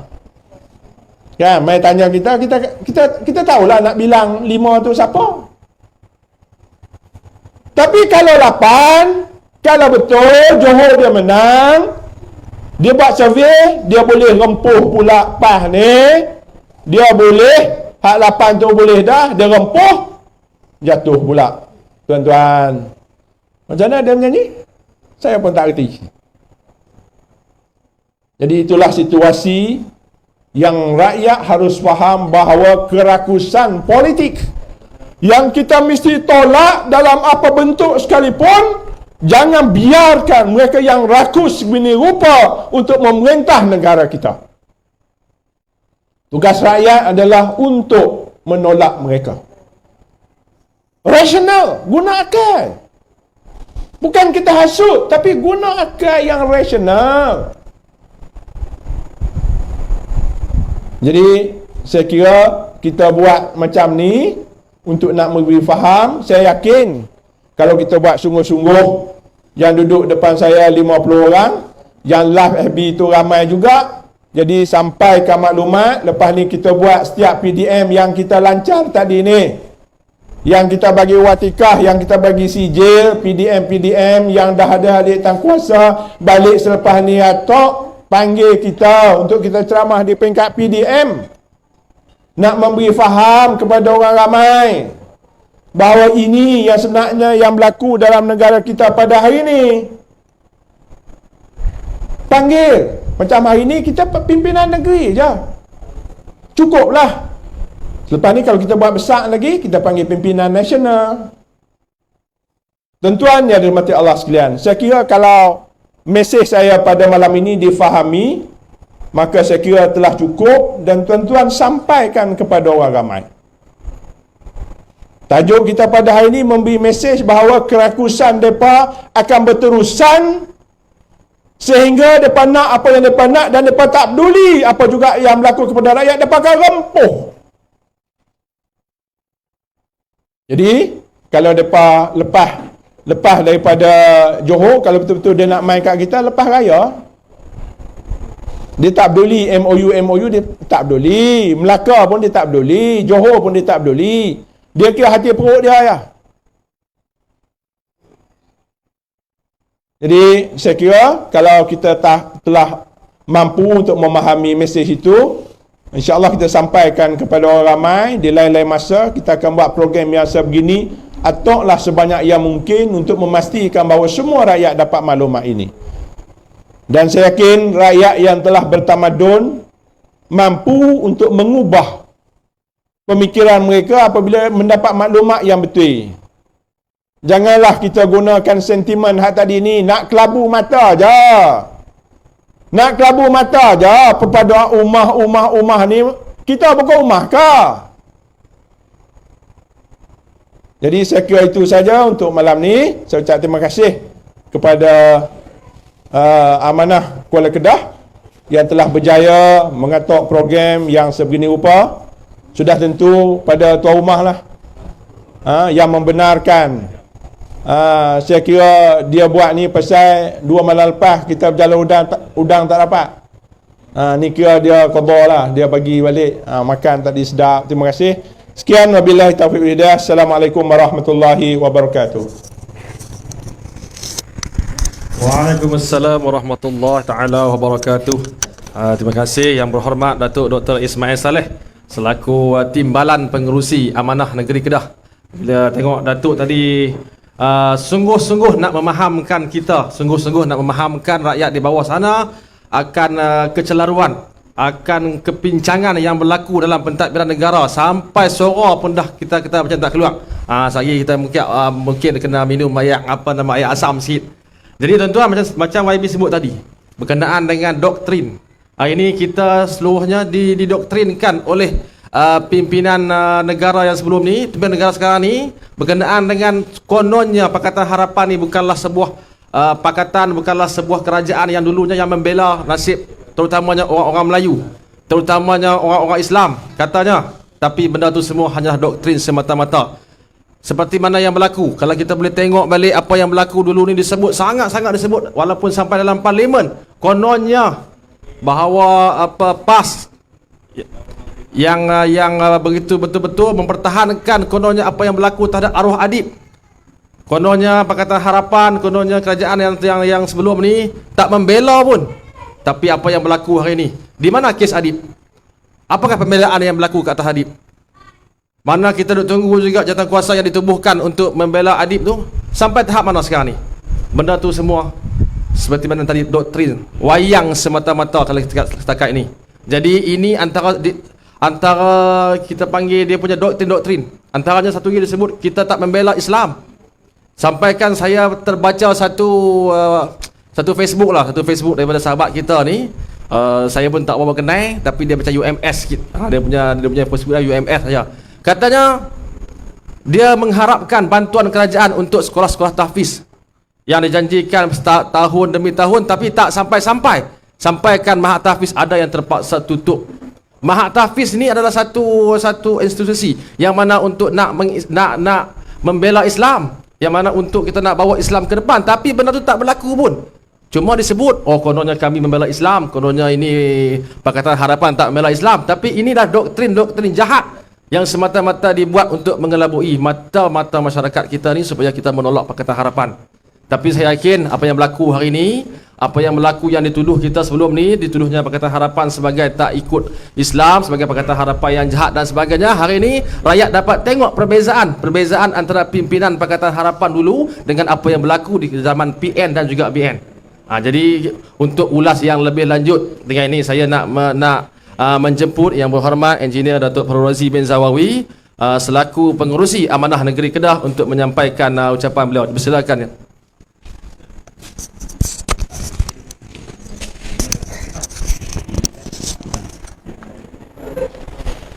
Bismillahirrahmanirrahim. Assalamualaikum warahmatullahi wabarakatuh. Alhamdulillahil alamin wa nasta'in. Wassalatu wassalamu ala sayyidil mursalin wa ala alihi wa sahbihi ajma'in. Subhanaka la ilma lana illa ma 'allamtana innaka antal alimul hakim. Pengacara majlis yang saya hormati Datuk Dr. Ismail Saleh, pengurusi Timbalan Pengurusi Amanah Negeri Kedah, yang juga Ahli Dewan Undangan Kelang Kundok, yang saya hormati Yang Berhormat Saudara Semirul Anwaris, Siusaha Perhubungan Amanah Kedah, yang juga Adun Kebangsaan, Tuan Haji Saidi,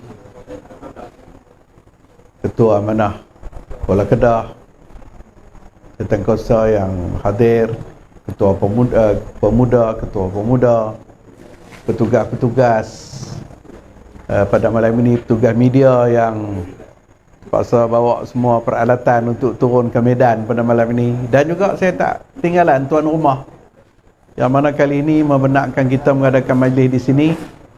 Dan ini saya kira hampir kali pertama ni, kalau tak pertama, kedua kita mula turun ke medan. Tidak kita buat dalam studio, oleh kerana ada SOP kita buat dalam studio. Tak ada di depan tak ada orang langsung, ada seorang dua petugas. Kita buat forum, kita buat ceramah. Tapi kali ini kita turun ke medan.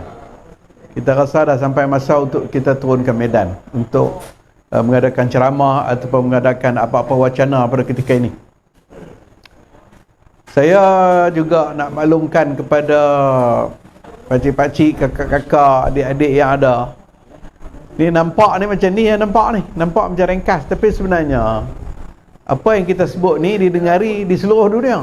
Kalau dia buka lah, di seluruh dunia dia boleh mengikuti. Itu dia punya beza dah. Ceramah, kalau ceramah dulu kita ceramah, yang hadir itu saja yang dengar, dia tak mau duduk depan, dia duduk lah dalam gelap apa semua tu. Tapi lah dah tak payah, dia boleh duduk di rumah dah, dia boleh duduk di mana saja. Pelajar-pelajar kita di luar negara, di Mesir ke, ataupun ada di Amerika ke, ada di Australia ke, ada di mana saja boleh ikuti perkembangan yang berlaku. Itu dia punya perbezaan yang ada sekarang di dalam penggunaan media sosial yang ada ni. Ini sebenarnya satu kelebihan. Dan tak boleh lagi berbohong. Itu dia punya kelebihan dah. Dulu kita tengok politik ni, dia boleh bercakap di kampung lain. Ada pasal yang dengar tu semua Melayu.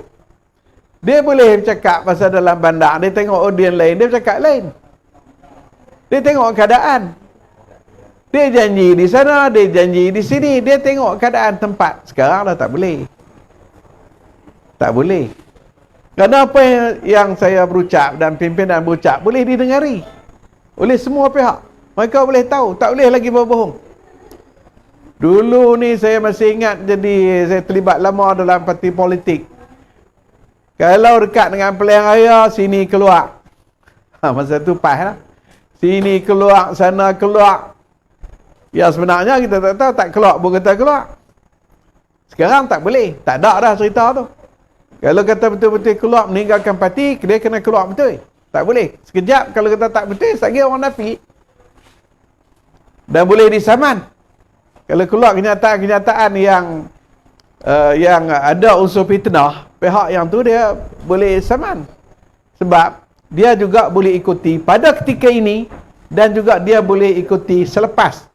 Sebab tu kalau kita tengok di dalam FB kita tengok, mungkin yang ikuti pada ketika itu 1,000, tetapi lepas itu dia boleh naik sampai 10,000. Sebab orang boleh tengok kemudian. Itu kelebihan yang ada pada media sosial. Dan suasana yang ada sekarang satu lagi adalah tidak boleh dikawal. Ini saya harap rakyat ni kena ambil kesempatan. Dulu yang mengawal media rakyat ni adalah media rasmi. Media rasmi dikawal oleh kerajaan. Sebab itu kita payah nak bercakap di kampung ni. Kita tak ada apa berita langsung apa. Dia kata radio pun tak kata, TV pun tak kata. Macam mana tiba-tiba duk main ceramah kata yang nu kata yang ni? Dikawal. Otak tu dikawal oleh media. Dia sebelum ada TV, radio, ada suara khabar, dia baca suara khabar. Suara khabar semua lesen dikawal. Sekarang dah tak boleh. Tak boleh lagi nak kawal. Jadi masing-masing sudah boleh mengeluarkan menulis, membuat live macam yang kita buat pada malam ini. Yang dulu televisyen saja yang boleh. Sekarang sudah terbuka. Sebab itu di antara suruhan saya yang pertama, sama ada ya tuan-tuan, perempuan yang ada di sini dan juga pendengar-pendengar, bukalah pemikiran dan dengar. Terletak pada rakyat untuk melihat apa yang berlaku dalam negara kita. Dan kita daripada Parti Amanah Negara bersama dengan Parti Pakatan Harapan telah jelas sebelum pilihan raya 2014 yang lepas, 2018 yang lepas, seluruh gelombang rakyat dah jelas dah kata kerajaan Barisan Nasional yang memerintah melakukan suatu penyelewengan yang sangat besar sehingga seluruh dunia mengiktiraf mengatakan Malaysia ni sebuah negara kleptokrat. Pada masa itu seluruh dunia, bukan kata kita saja, seluruh dunia. Bagaimana duit-duit daripada dana awam dilabur dalam satu syarikat WMDB ni telah disalahgunakan oleh pemimpin Barisan Nasional, terutama Perdana Menteri pada ketika itu yang sekarang ni sedang Masih lagi ada proses tak selesai di mahkamah. Ada satu lagi federal. Hukum dah. Tinggal duk tunggu rayuan satu lagi. Rakyat sudah pun buat satu keputusan tolak. Kerajaan Barisan Nasional ini yang merintah lebih 62 tahun tolak dah. Itu yang berlaku. Kemudian tiba-tiba apabila naik Pakatan Harapan, yang kita ambil kesempatan atas pengalaman yang berbahagia tun, yang telah pernah menjadi Perdana Menteri, untuk menjadi Perdana Menteri atas pengalaman beliau. Tak ada nak kita nak urus apa ni, tak ada nak urus nak selesai apa lagi ni. Maka berlaku satu penyelewengan yang sangat teruk, kita tak boleh nak selesai. Dan inilah yang sedang berlaku dalam negara kita. Dan ini penggal tak habis lagi duk berubah. Ini di antara perkara penyelewengan yang paling besar yang berlaku dalam negara kita. Ini di antara perkara. Sebab itu perjuangan yang ada sekarang ni perjuangan yang belum selesai. Kalau tidak kerana kita menang 2018 berlaku perubahan kerajaan, tuan-tuan boleh fikir tak kata akan berlaku perbicaraan di mahkamah? Ada berlaku? Tak mungkin berlaku perbicaraan di mahkamah. Kerana dalam sistem negara kita, SPRM, ketua pengarah SPRM ada dilantik atas nasihat Perdana Menteri kepada Agong. Apakah boleh seorang penjawat awam dia nak ambil tindakan kepada kerajaan? Tak boleh. Di negara kita tak akan berlaku. Apakah boleh peguam negara yang dicadang oleh Perdana Menteri pada Agong dilantik akan saman Perdana Menteri? Tak boleh berlaku dalam negara kita. Akan saman menteri tak akan berlaku dalam negara kita. Pasal itulah sistem yang kita nak kena ubah. Tak ada pilihan. Tuan-tuan dan perempuan, kalau kita nak jadi negara kita elok, tak ada pilihan. Pertama, ubah kerajaan. Lepas ubah kerajaan, kerajaan kena ubah sistem. Tak boleh sistem tu. Tak boleh berlaku seperti mana di Korea. Korea, agensi pencegah rasuah boleh tangkap presiden, boleh dakwa. Boleh dakwa presiden Korea. Berapa presiden Korea masuk penjara kerana berlaku penyelewengan. Di negara kita tak berlaku. Tak mungkin polis sanggup pergi tangkap macam di Israel. Kita kata Israel ni negara jahat. Tetapi dalam konteks sistem, Perdana Menteri dia heret pergi mahkamah, dia tak kira kalau berlaku rasuah. Itu juga di negara yang lain. Sekarang di Amerika, bekas presiden dia boleh nak bawa, dia tak kira. Ini berlaku, barulah sistem tu boleh kita berubah. Kalau tidak, apa yang dilakukan oleh mereka yang berkuasa tak boleh berlaku tindakan. Tindakan tak boleh berlaku, maka akan berterusan. Apa yang telah berlaku, akhirnya negara kita ni nak jadi apa ni? Bukan pergi ke depan, tetapi mundur ke belakang. Saya tak mau cakap jauh, kita mai tengok di kampung apa ni, Sematang Pinang. Kampung Sematang Pinang. Kampung Sematang Pinang ni bukan kampung baru, lama dah tengok duduk kampung Sematang Pinang ni. Kalau kata daripada Jalan Kuala Kedah tu nak masuk ke kampung ni, daripada dulu hingga lah ni duduk jalan tu. Lepas habis hutan saya ingat tak ada ni, yang lubang tu saya duduk kira lah, duduk jalan tu. Tiap-tiap rumah ni ada kereta ni. Kadang-kadang 2-3 biji kereta. Tiap-tiap rumah. Bila kereta ni nak keluar, nak selisih tak boleh. Berapa lama masing-masing rumah ada kereta. Berapa puluh tahun lagi nak duduk macam ni. Berapa puluh tahun lagi kita nak duduk. Tu tak kira lagi yang tenggelam, banjir, mari dan sebagainya. Tak kira lagi. Berapa lama lagi kita nak duduk dalam negara. Sedangkan negara luar ni membangun dengan pesat. Saya nak kata negeri Cina, negara Cina tu dia bangun dalam 40 tahun ni, halah ni sekarang. Kita 40 tahun dah merdeka, 60 kat 70 tahun dah merdeka. Duduk macam ni. Saya kadang-kadang fikir masalah di Kuala Kedah. Saya duduk dalam kerajaan. Saya buat perancangan supaya pelaburan di Kuala Kedah mesti dibangun semula, dibuat penempatan baru. Tak boleh lama mana nak tengok duduk Kuala Kedah. Dengan rumah tepi sungai, jambatan apa tu, jambatan Tuk Pasai tu. Berapa lama lagi nak berimpik macam tu, berapa lama. Indonesia pun tak ada tu. Punya teruk mesti dibangunkan. Kita buat perancangan untuk Kuala Kedah pada ketika itu adalah untuk satu pelaburan dengan perancangan seberang sana, seberang sini. Permulaan dia 250 juta. Nak susun semula, tak boleh dah duduk macam tu. Ni dapur hang acak aku ni apa cerita ni. Yang kau ni berak, yang kau ni acak kau ni, yang depan acak kau ni, rumah depan rumah kau ni. Hingga bila rakyat Malaysia ni nak duduk macam tu? Macam mana nak duduk sekolah, nak belajar macam mana kau macam tu? Lama mana nak keadaan yang macam tu? Pasal apa tak boleh? Pasal semua duit tu sudah pergi ke tempat lain. Pergi ke mana? Sekarang berhutang. Kau lama kau tinggi, rakyat sama. Takkan setakat nak tengok Putrajaya yang elok. Macam dulu ni kita ingat JKK dulu ni duk sonok, tak apalah cerita 70-an. Bawa JKK naik bas bila tengok Putrajaya. Seronok lah tengok balik rumah duk macam tu juga. Tak boleh tuan-tuan. Tak boleh lagi kita biarkan negara kita jadi macam tu. Tapi untuk buat perubahan adalah perubahan menggunakan sistem pilihan raya.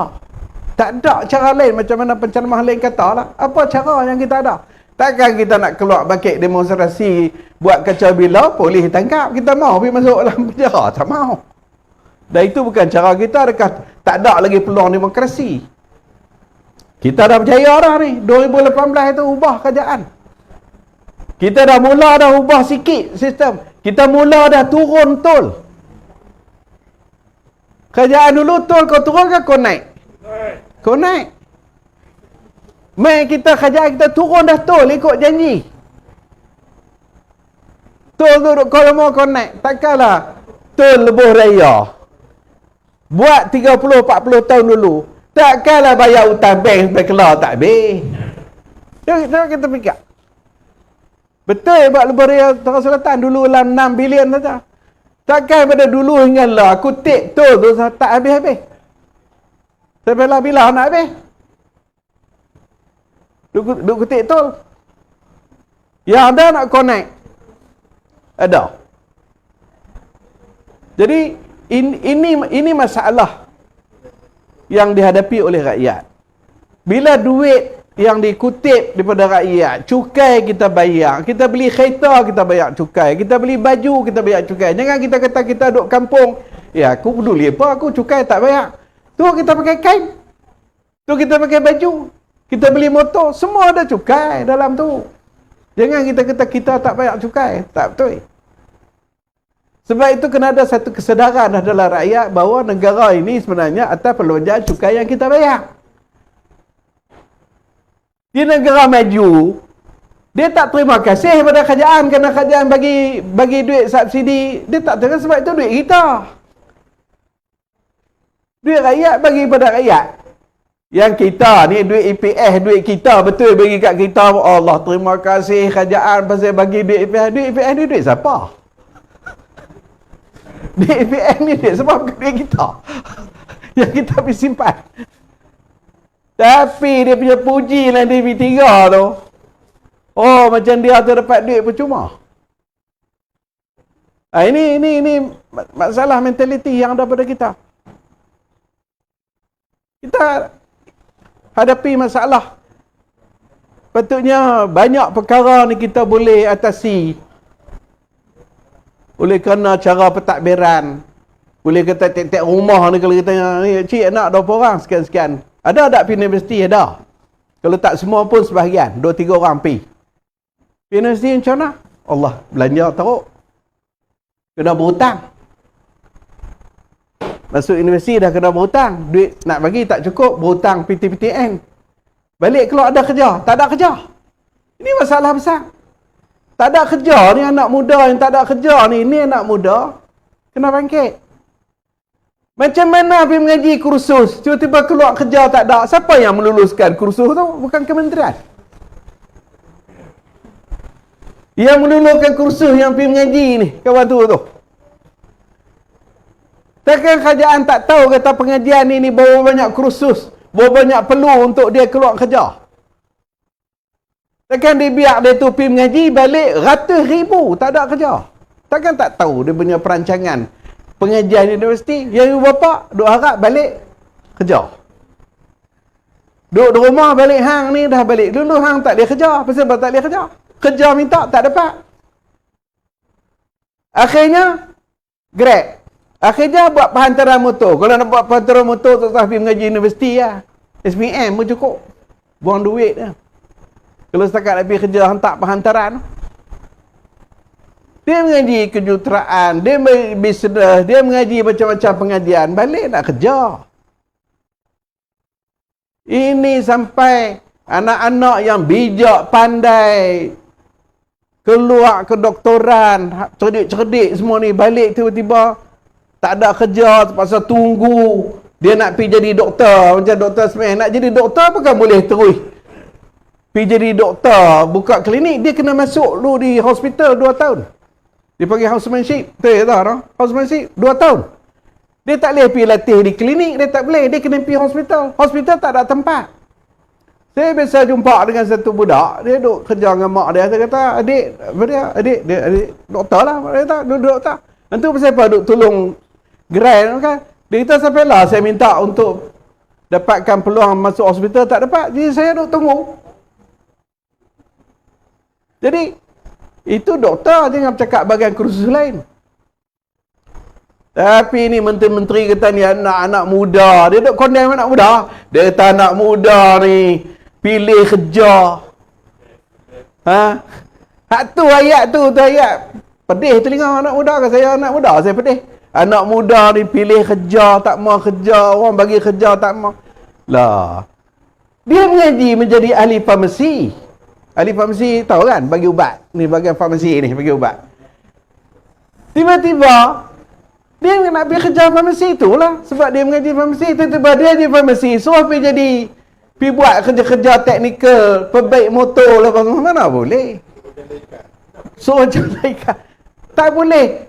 Tiba-tiba kata kat anak-anak muda ni, muda kata depa ni pilih kerja. No yang kerja banyak di kilang elektronik, operator lah apa semua buka pasal apa lah. Dia nak pergi kerja apa? Dia pergi mengaji farmasi. Dia tak boleh pergi kerja tu. Dia mengaji kedoktoran. Takkan dia nak pergi kerja di kilang. Tak kena. Ini tanggungjawab kerajaan pastikan bahawa pengajian yang dibuat itu mesti ada permintaan. Mesti ada permintaan. Berapa banyak anak-anak yang oleh kerana tak ada kerja duduk di luar negara. Saya tanya satu bapa saya jumpa kata macam mana? Dia kata anak dia ada kerja di Korea. Sampai anak kerja di Korea tak ada di sini. Kata banyak ke anak Malaysia di Korea? Dia kata ada lah 500 orang. Bukan kata sikit tu di Korea, tak cakap lagi di Australia, tak cakap lagi di negara lain. Kita tak cakap lagi tak lama anak muda tu pasal pergi mengadap Indonesia lah. Itu kita kata lebih kurang pok Jawa lah, bodoh dan sebagainya. Lah ni tak lama mereka maju, kita tolak pasal pergi bekerja di Indonesia kerana mereka lebih maju. Ini salah apa? Ini salah pemimpin politik. Kita kena ingat. Dan saya ni orang politik. Ini salah pemimpin politik kerana mereka lah sebenarnya yang duduk di posisi pembuat dasar dalam negara. Dan mereka ini dipilih melalui sistem pilihan raya. Mereka ni, dia tak ada satu cara lain. Nak jadi Perdana Menteri, nak jadi menteri, nak jadi timbalan menteri, nak jadi menteri besar, nak jadi esko, ahli parlimen, nak jadi ahli dewan negeri, pembuat dasar, semua kena ahli politik. Tak masuk politik tak boleh. Kecuali ada seorang dua melalui senator. Tak ada pilihan. Itulah sistem yang ada dalam negara kita. Itulah dikatakan demokrasi. Sebab itu Kita tak jemu-jemu mengajar rakyat. Tadi pun yang berhormat lain ada sebut, penceramah sebelum ni kata, jangan kita kecewa. Perjuangan mesti diteruskan. Tak mudah sebenarnya kita nak ubah apa yang berlaku ni. Dah dia berakad umbi dah. Berapa lama kita menghadapi satu kurapat dalam kepala rakyat ni. Kurapat ni berapa lama ni? Kok sini lebih kurang sama di mana pun. Lain daripada UMNO BN, siapa pun tak kerti pemerintah. Dulu. Nak buang dia kurapat tu pun cukup teruk. Takkan mereka aja cerdik, orang lain pun dah cerdik juga. Nak bentuk kerajaan. Jadi, sebab itu, setiap 5 tahun akan ada pilihan raya. Dan sebab itu kita ramai pilihan raya tak lama lagi. Kita tak jemu-jemu turun padang. Kita nak ajak rakyat kali ini buat perubahan. Dan di antara perubahan yang kita nak buat, tuan-tuan, yang law ni dah setuju. Kerana ada kekuatan kita dah setuju. Pertama, jangan lagi ada ahli parlimen don lompat. Ni undang-undang ni tengah duk gubah law ni. Lagi ada lompat ni, tak ada undang-undang menyekat lagi kita tak sah. Pengundi-pengundi kita, pakcik, makcik semua ni pilih-pilih, dia menang-menang, dia lompat. Dia dapat tawaran, dia lompat. Macam mana nak selesai? Tak boleh selesai. Ini lompat yang kita nak buat dalam di peringkat parlimen.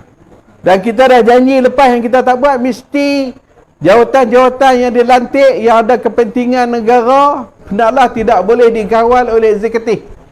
Perdana Menteri tak boleh kawal ni. Dia punya ketua pengarah SPRM ni, duk siasat rasuah ni. Dia mestilah bertanggungjawab kepada parlimen. Parlimen boleh panggil dia. Ni baru duk panas helau ni. Macam mana boleh ketua pengarah? Sekarang ni kita dimaklumkan dia beli saham berjuta-juta sebagai pejabat awam. Kemudian bila parlimen, dia tengkuasa parlimen panggil, dia kata saya tak orang pergi menghadap tengkuasa parlimen. Saya ni dilantik oleh Agong. Apa pula?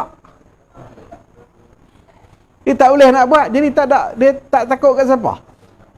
Ini masalah yang kita hadapi. Jadi inilah di antara perkara yang saya nak ambil kesempatan di sini pada malam ini. Kita turun padang. Walaupun sudah begitu lama dah berkecimpung dalam politik, ini perubahan. Ambil masa lama lagi faham kepada rakyat. Sebab dulu kita cakap dulu ni, sebab saya pun duk dalam bidang juruteraan, duk jaga buat cerita jalan. Dulu kita kata, tu saya duk fikirlah masalah buat kerajaan ni bukan kerja buat jalan, buat dasar. Jalan ni JKR buat, sedia duit saja. Dulu ni rakyat kata, tak boleh UMNO bagi jalan, UMNO bagi paip air, UMNO bagi elektrik. Kalau tak ada UMNO, benda tu semua tak ada. Adakah dapat free? Awak elektrik dapat free. Elektrik duduk connect ni nak naik lagi ni. Ni elektrik duduk nak naik ni, bil ni. Tak lama dia duduk nak naik tarikh elektrik ni. Ayak pun duduk tak sampai masa dah nak kena naikkan lagi. Jadi ini di antara. Jadi isu hak tu isu dah, kita dah patut dah lepas dah. Siapa kerajaan pun tanggungjawab buat jalan dia kena buat. Bekal elektrik, bekal air dia kena bagi. Kalau dia tak bagi, kalau dia bagi itu tanggungjawab. Kalau dia tak bagi, dia lagi teruk. Lagi teruk dia punya kerajaan ni. Kalau dia tak dapat nak bagi. Berapa banyak tempat paip ada.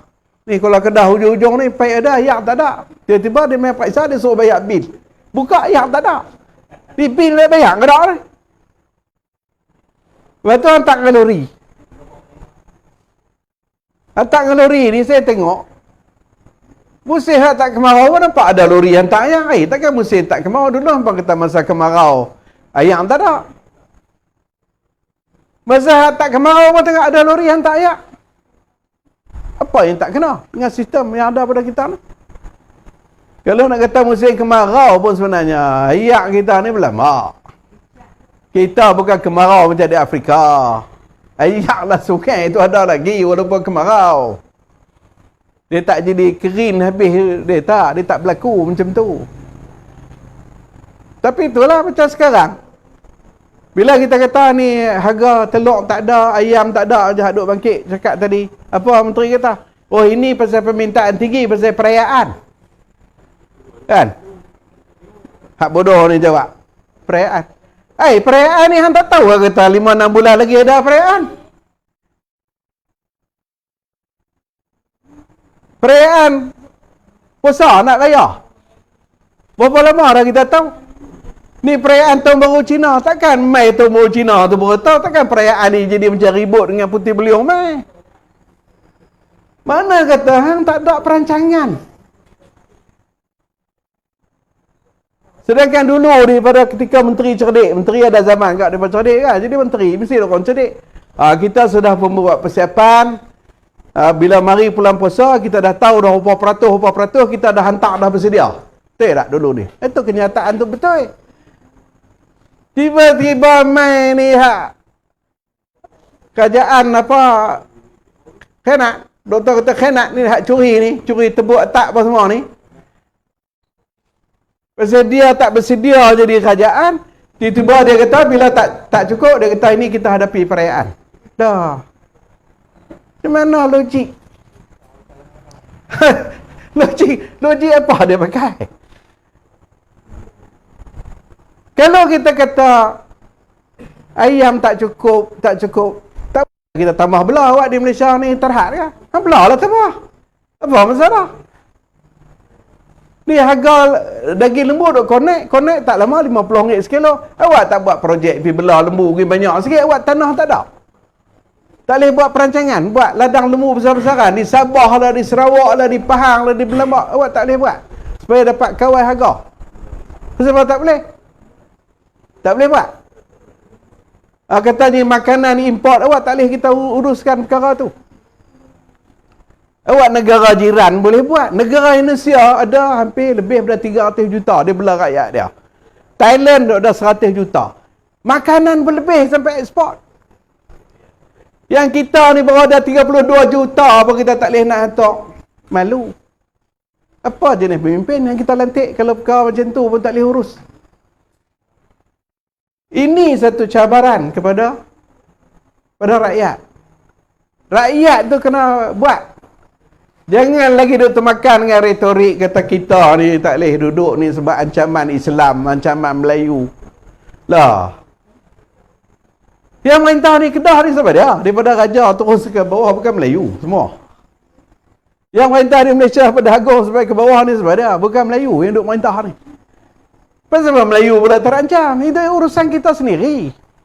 Pasal apa kita duk cari alasan kaum Cina yang berapa peratus di Kedah ni baru ada dalam 10-15%. Di Malaysia mereka baru ada dalam 25%. Pasal apa kita jadi alasan? Kalau dia rajin, dia dah berjaya, kita yang tak rajin, takkan kita nak salahkan? Kita tak boleh buat apa-apa. Negara demokrasi terbuka. Apa ancaman? Tak ada ancaman pada siapa pun. Islam terancam. Islam terancam apa? Buat fitnah tu di Pulau Pinang tu tak boleh nak azan lah apa semua. Takkan Pulau Pinang tu sampai kita pun tak boleh pergi. Semua orang boleh pergi Pulau Pinang. Betul ke? Jadi ini masalah yang kita terpaksa buat perubahan semata-mata nak menjaga kepentingan rakyat. Itu saja. Tak bagus pemimpin kita tukar. Pemimpin menyeleweng, undang ambil tindakan. Jangan duk pergi rizah ini orang biasa, budak tu pergi curi duit masjid. Curi sikit ya. Dapat tangkap tak apalah budak tu. Dapat tangkap dah hampir bubuh dengan dalam tempat mandi mayat dengan bubuh apa semua. Esok juga dah denda budak tu. Budak tu denda dengan masuk penjara. Ni yang curi berbilion ni. Berapa tahun dah penjara dah tak selesai. Sampai kelak duduk. Ni yang kawan ni berapa duit dah masjid tu. Patut panggil nasihat dia lain kali janganlah buat macam tu. Esok tu terus hukum. Tengok itulah yang berlaku. Ada kawan pi oleh kerana anak dia tak ada susu, pi ambil susu tepung ke curi kepada dia, terdesak. Allah hukuman tu pun tak padan. Dia kena teruk. Ini yang duk mencuri bercara. Itu pun pengikut duk sanjung. Ni parti politik besar lah, kena inanya siapa nak inanya dia. Tak ada siapa nak inanya dia. Ini undang-undang. Jadi marilah kita buat satu perubahan, insya-Allah. Kita jangan putus asa. Memanglah dalam melantik nak cari pemimpin yang baik ini tak mudah. Tapi insya-Allah kalau kita terus, rakyat terus istiqamah, yakin, dapat melihat dan kita bersedia untuk ubah. Pilihan raya dia duk mai 4 tahun 5 tahun dia mai. Mana ni kita tolak ke tepi dah. Yang betul-betul baik, yang ada kebolehan, kita bagi peluang. Terutamanya anak-anak muda ni. Anak muda yang akan lebih sedar. Mereka yang terasa bahana daripada salah urus negara ni. Mereka yang susah hidup, merana susah dan sebagainya. Mereka ni lebih lagi untuk bangkit buat perubahan. Mesti buat perubahan. Ajak kawan-kawan ni kan duk kira tengok duk main game ya dalam tu. Tengok sama kepentingan masa depan kita. Itu saya harap kepada anak-anak muda supaya kita bangkit bersama dengan kesedaran mereka yang lebih dewasa untuk membuat perubahan. Sekali lagi saya ucapkan terima kasih kepada Amanah Kuala Kedah. Hari ini kita buat pelancaran dan juga terutamanya pada tuan rumah lah. Tuan rumah bukan senang ni lepas daripada ni lah ni jangan bimbang lah, tak macam dulu ni nak buat ceramah apa takut kat mana lah, tak ada siapa dah yang betul-betul. Kalau ada pihak berkuasa polis pun dia main pun dia ambil maklumat, memang kerja dia ambil rekod simpan dia. Jangan ada kebimbangan. Pegawai polis pun memang dah mesra dengan kita, mereka pun dah jaga rakyat, mereka pun faham juga. Tapi untuk rekod kalau kita buat perjumpaan dia main betul lah, ada kita buat jamuan sambil kita bagi sikit penangan, tak ada salah apa. Tak payah ada kebimbangan seperti mana dahulu. Dulu ni kita buat ceramah markah kita, tengok tiang saya kata pelik. Kita buat ni dihambat kita atau macam hantar hambat lemu. Dulu tapi lah insya-Allah tak ada. Tak berlaku dah. Jadi sekali lagi terima kasih pada semua, insya-Allah supaya negara kita akan terus maju dan berjaya, rakyat akan hidup senang dengan apa yang ada dalam negara. Wabillahi taufiq. Assalamualaikum warahmatullahi taala wabarakatuh.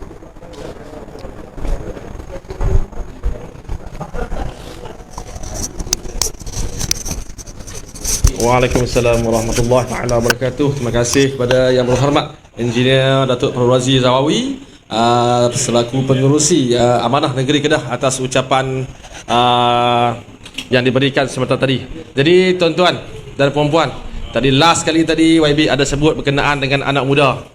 Jadi anak muda adalah penentu.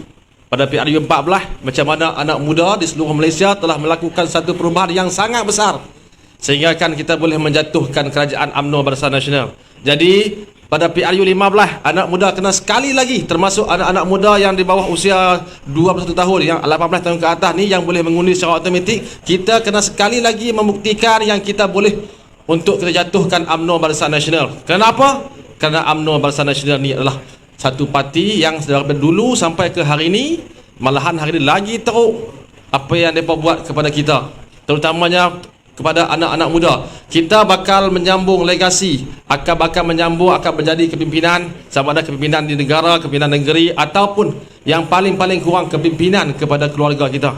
Tapi hari ini apa yang berlaku, kita tengok dengan kenaikan harga barang, dengan peluang pekerjaan yang sangat sedikit, ini adalah menjadikan satu kekangan kepada kita untuk kita membina kerjaya, untuk kita membina masa depan kita.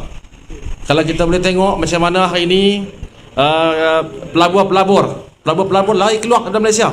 Ini bila lari keluar dari Malaysia, mana kata peluang pekerjaan semakin sempit. Bila peluang pekerjaan semakin sempit, maka semakin sempitlah duit poket kita.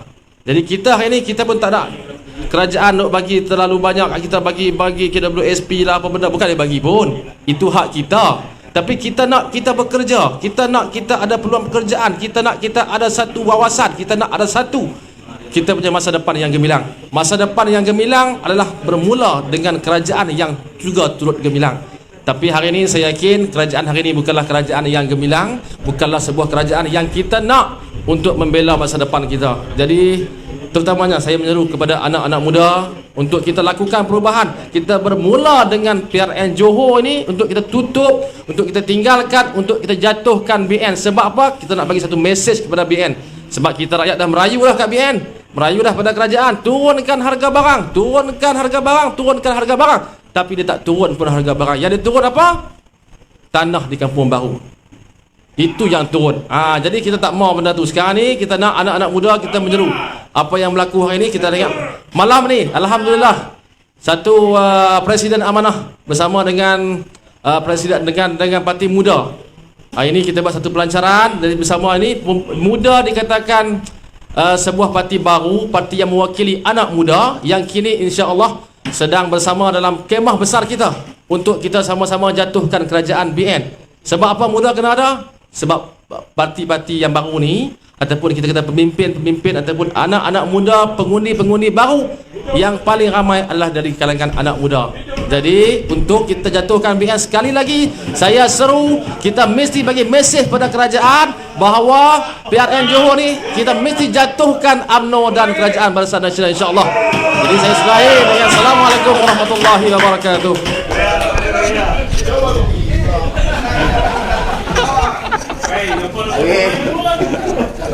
Lalu dah.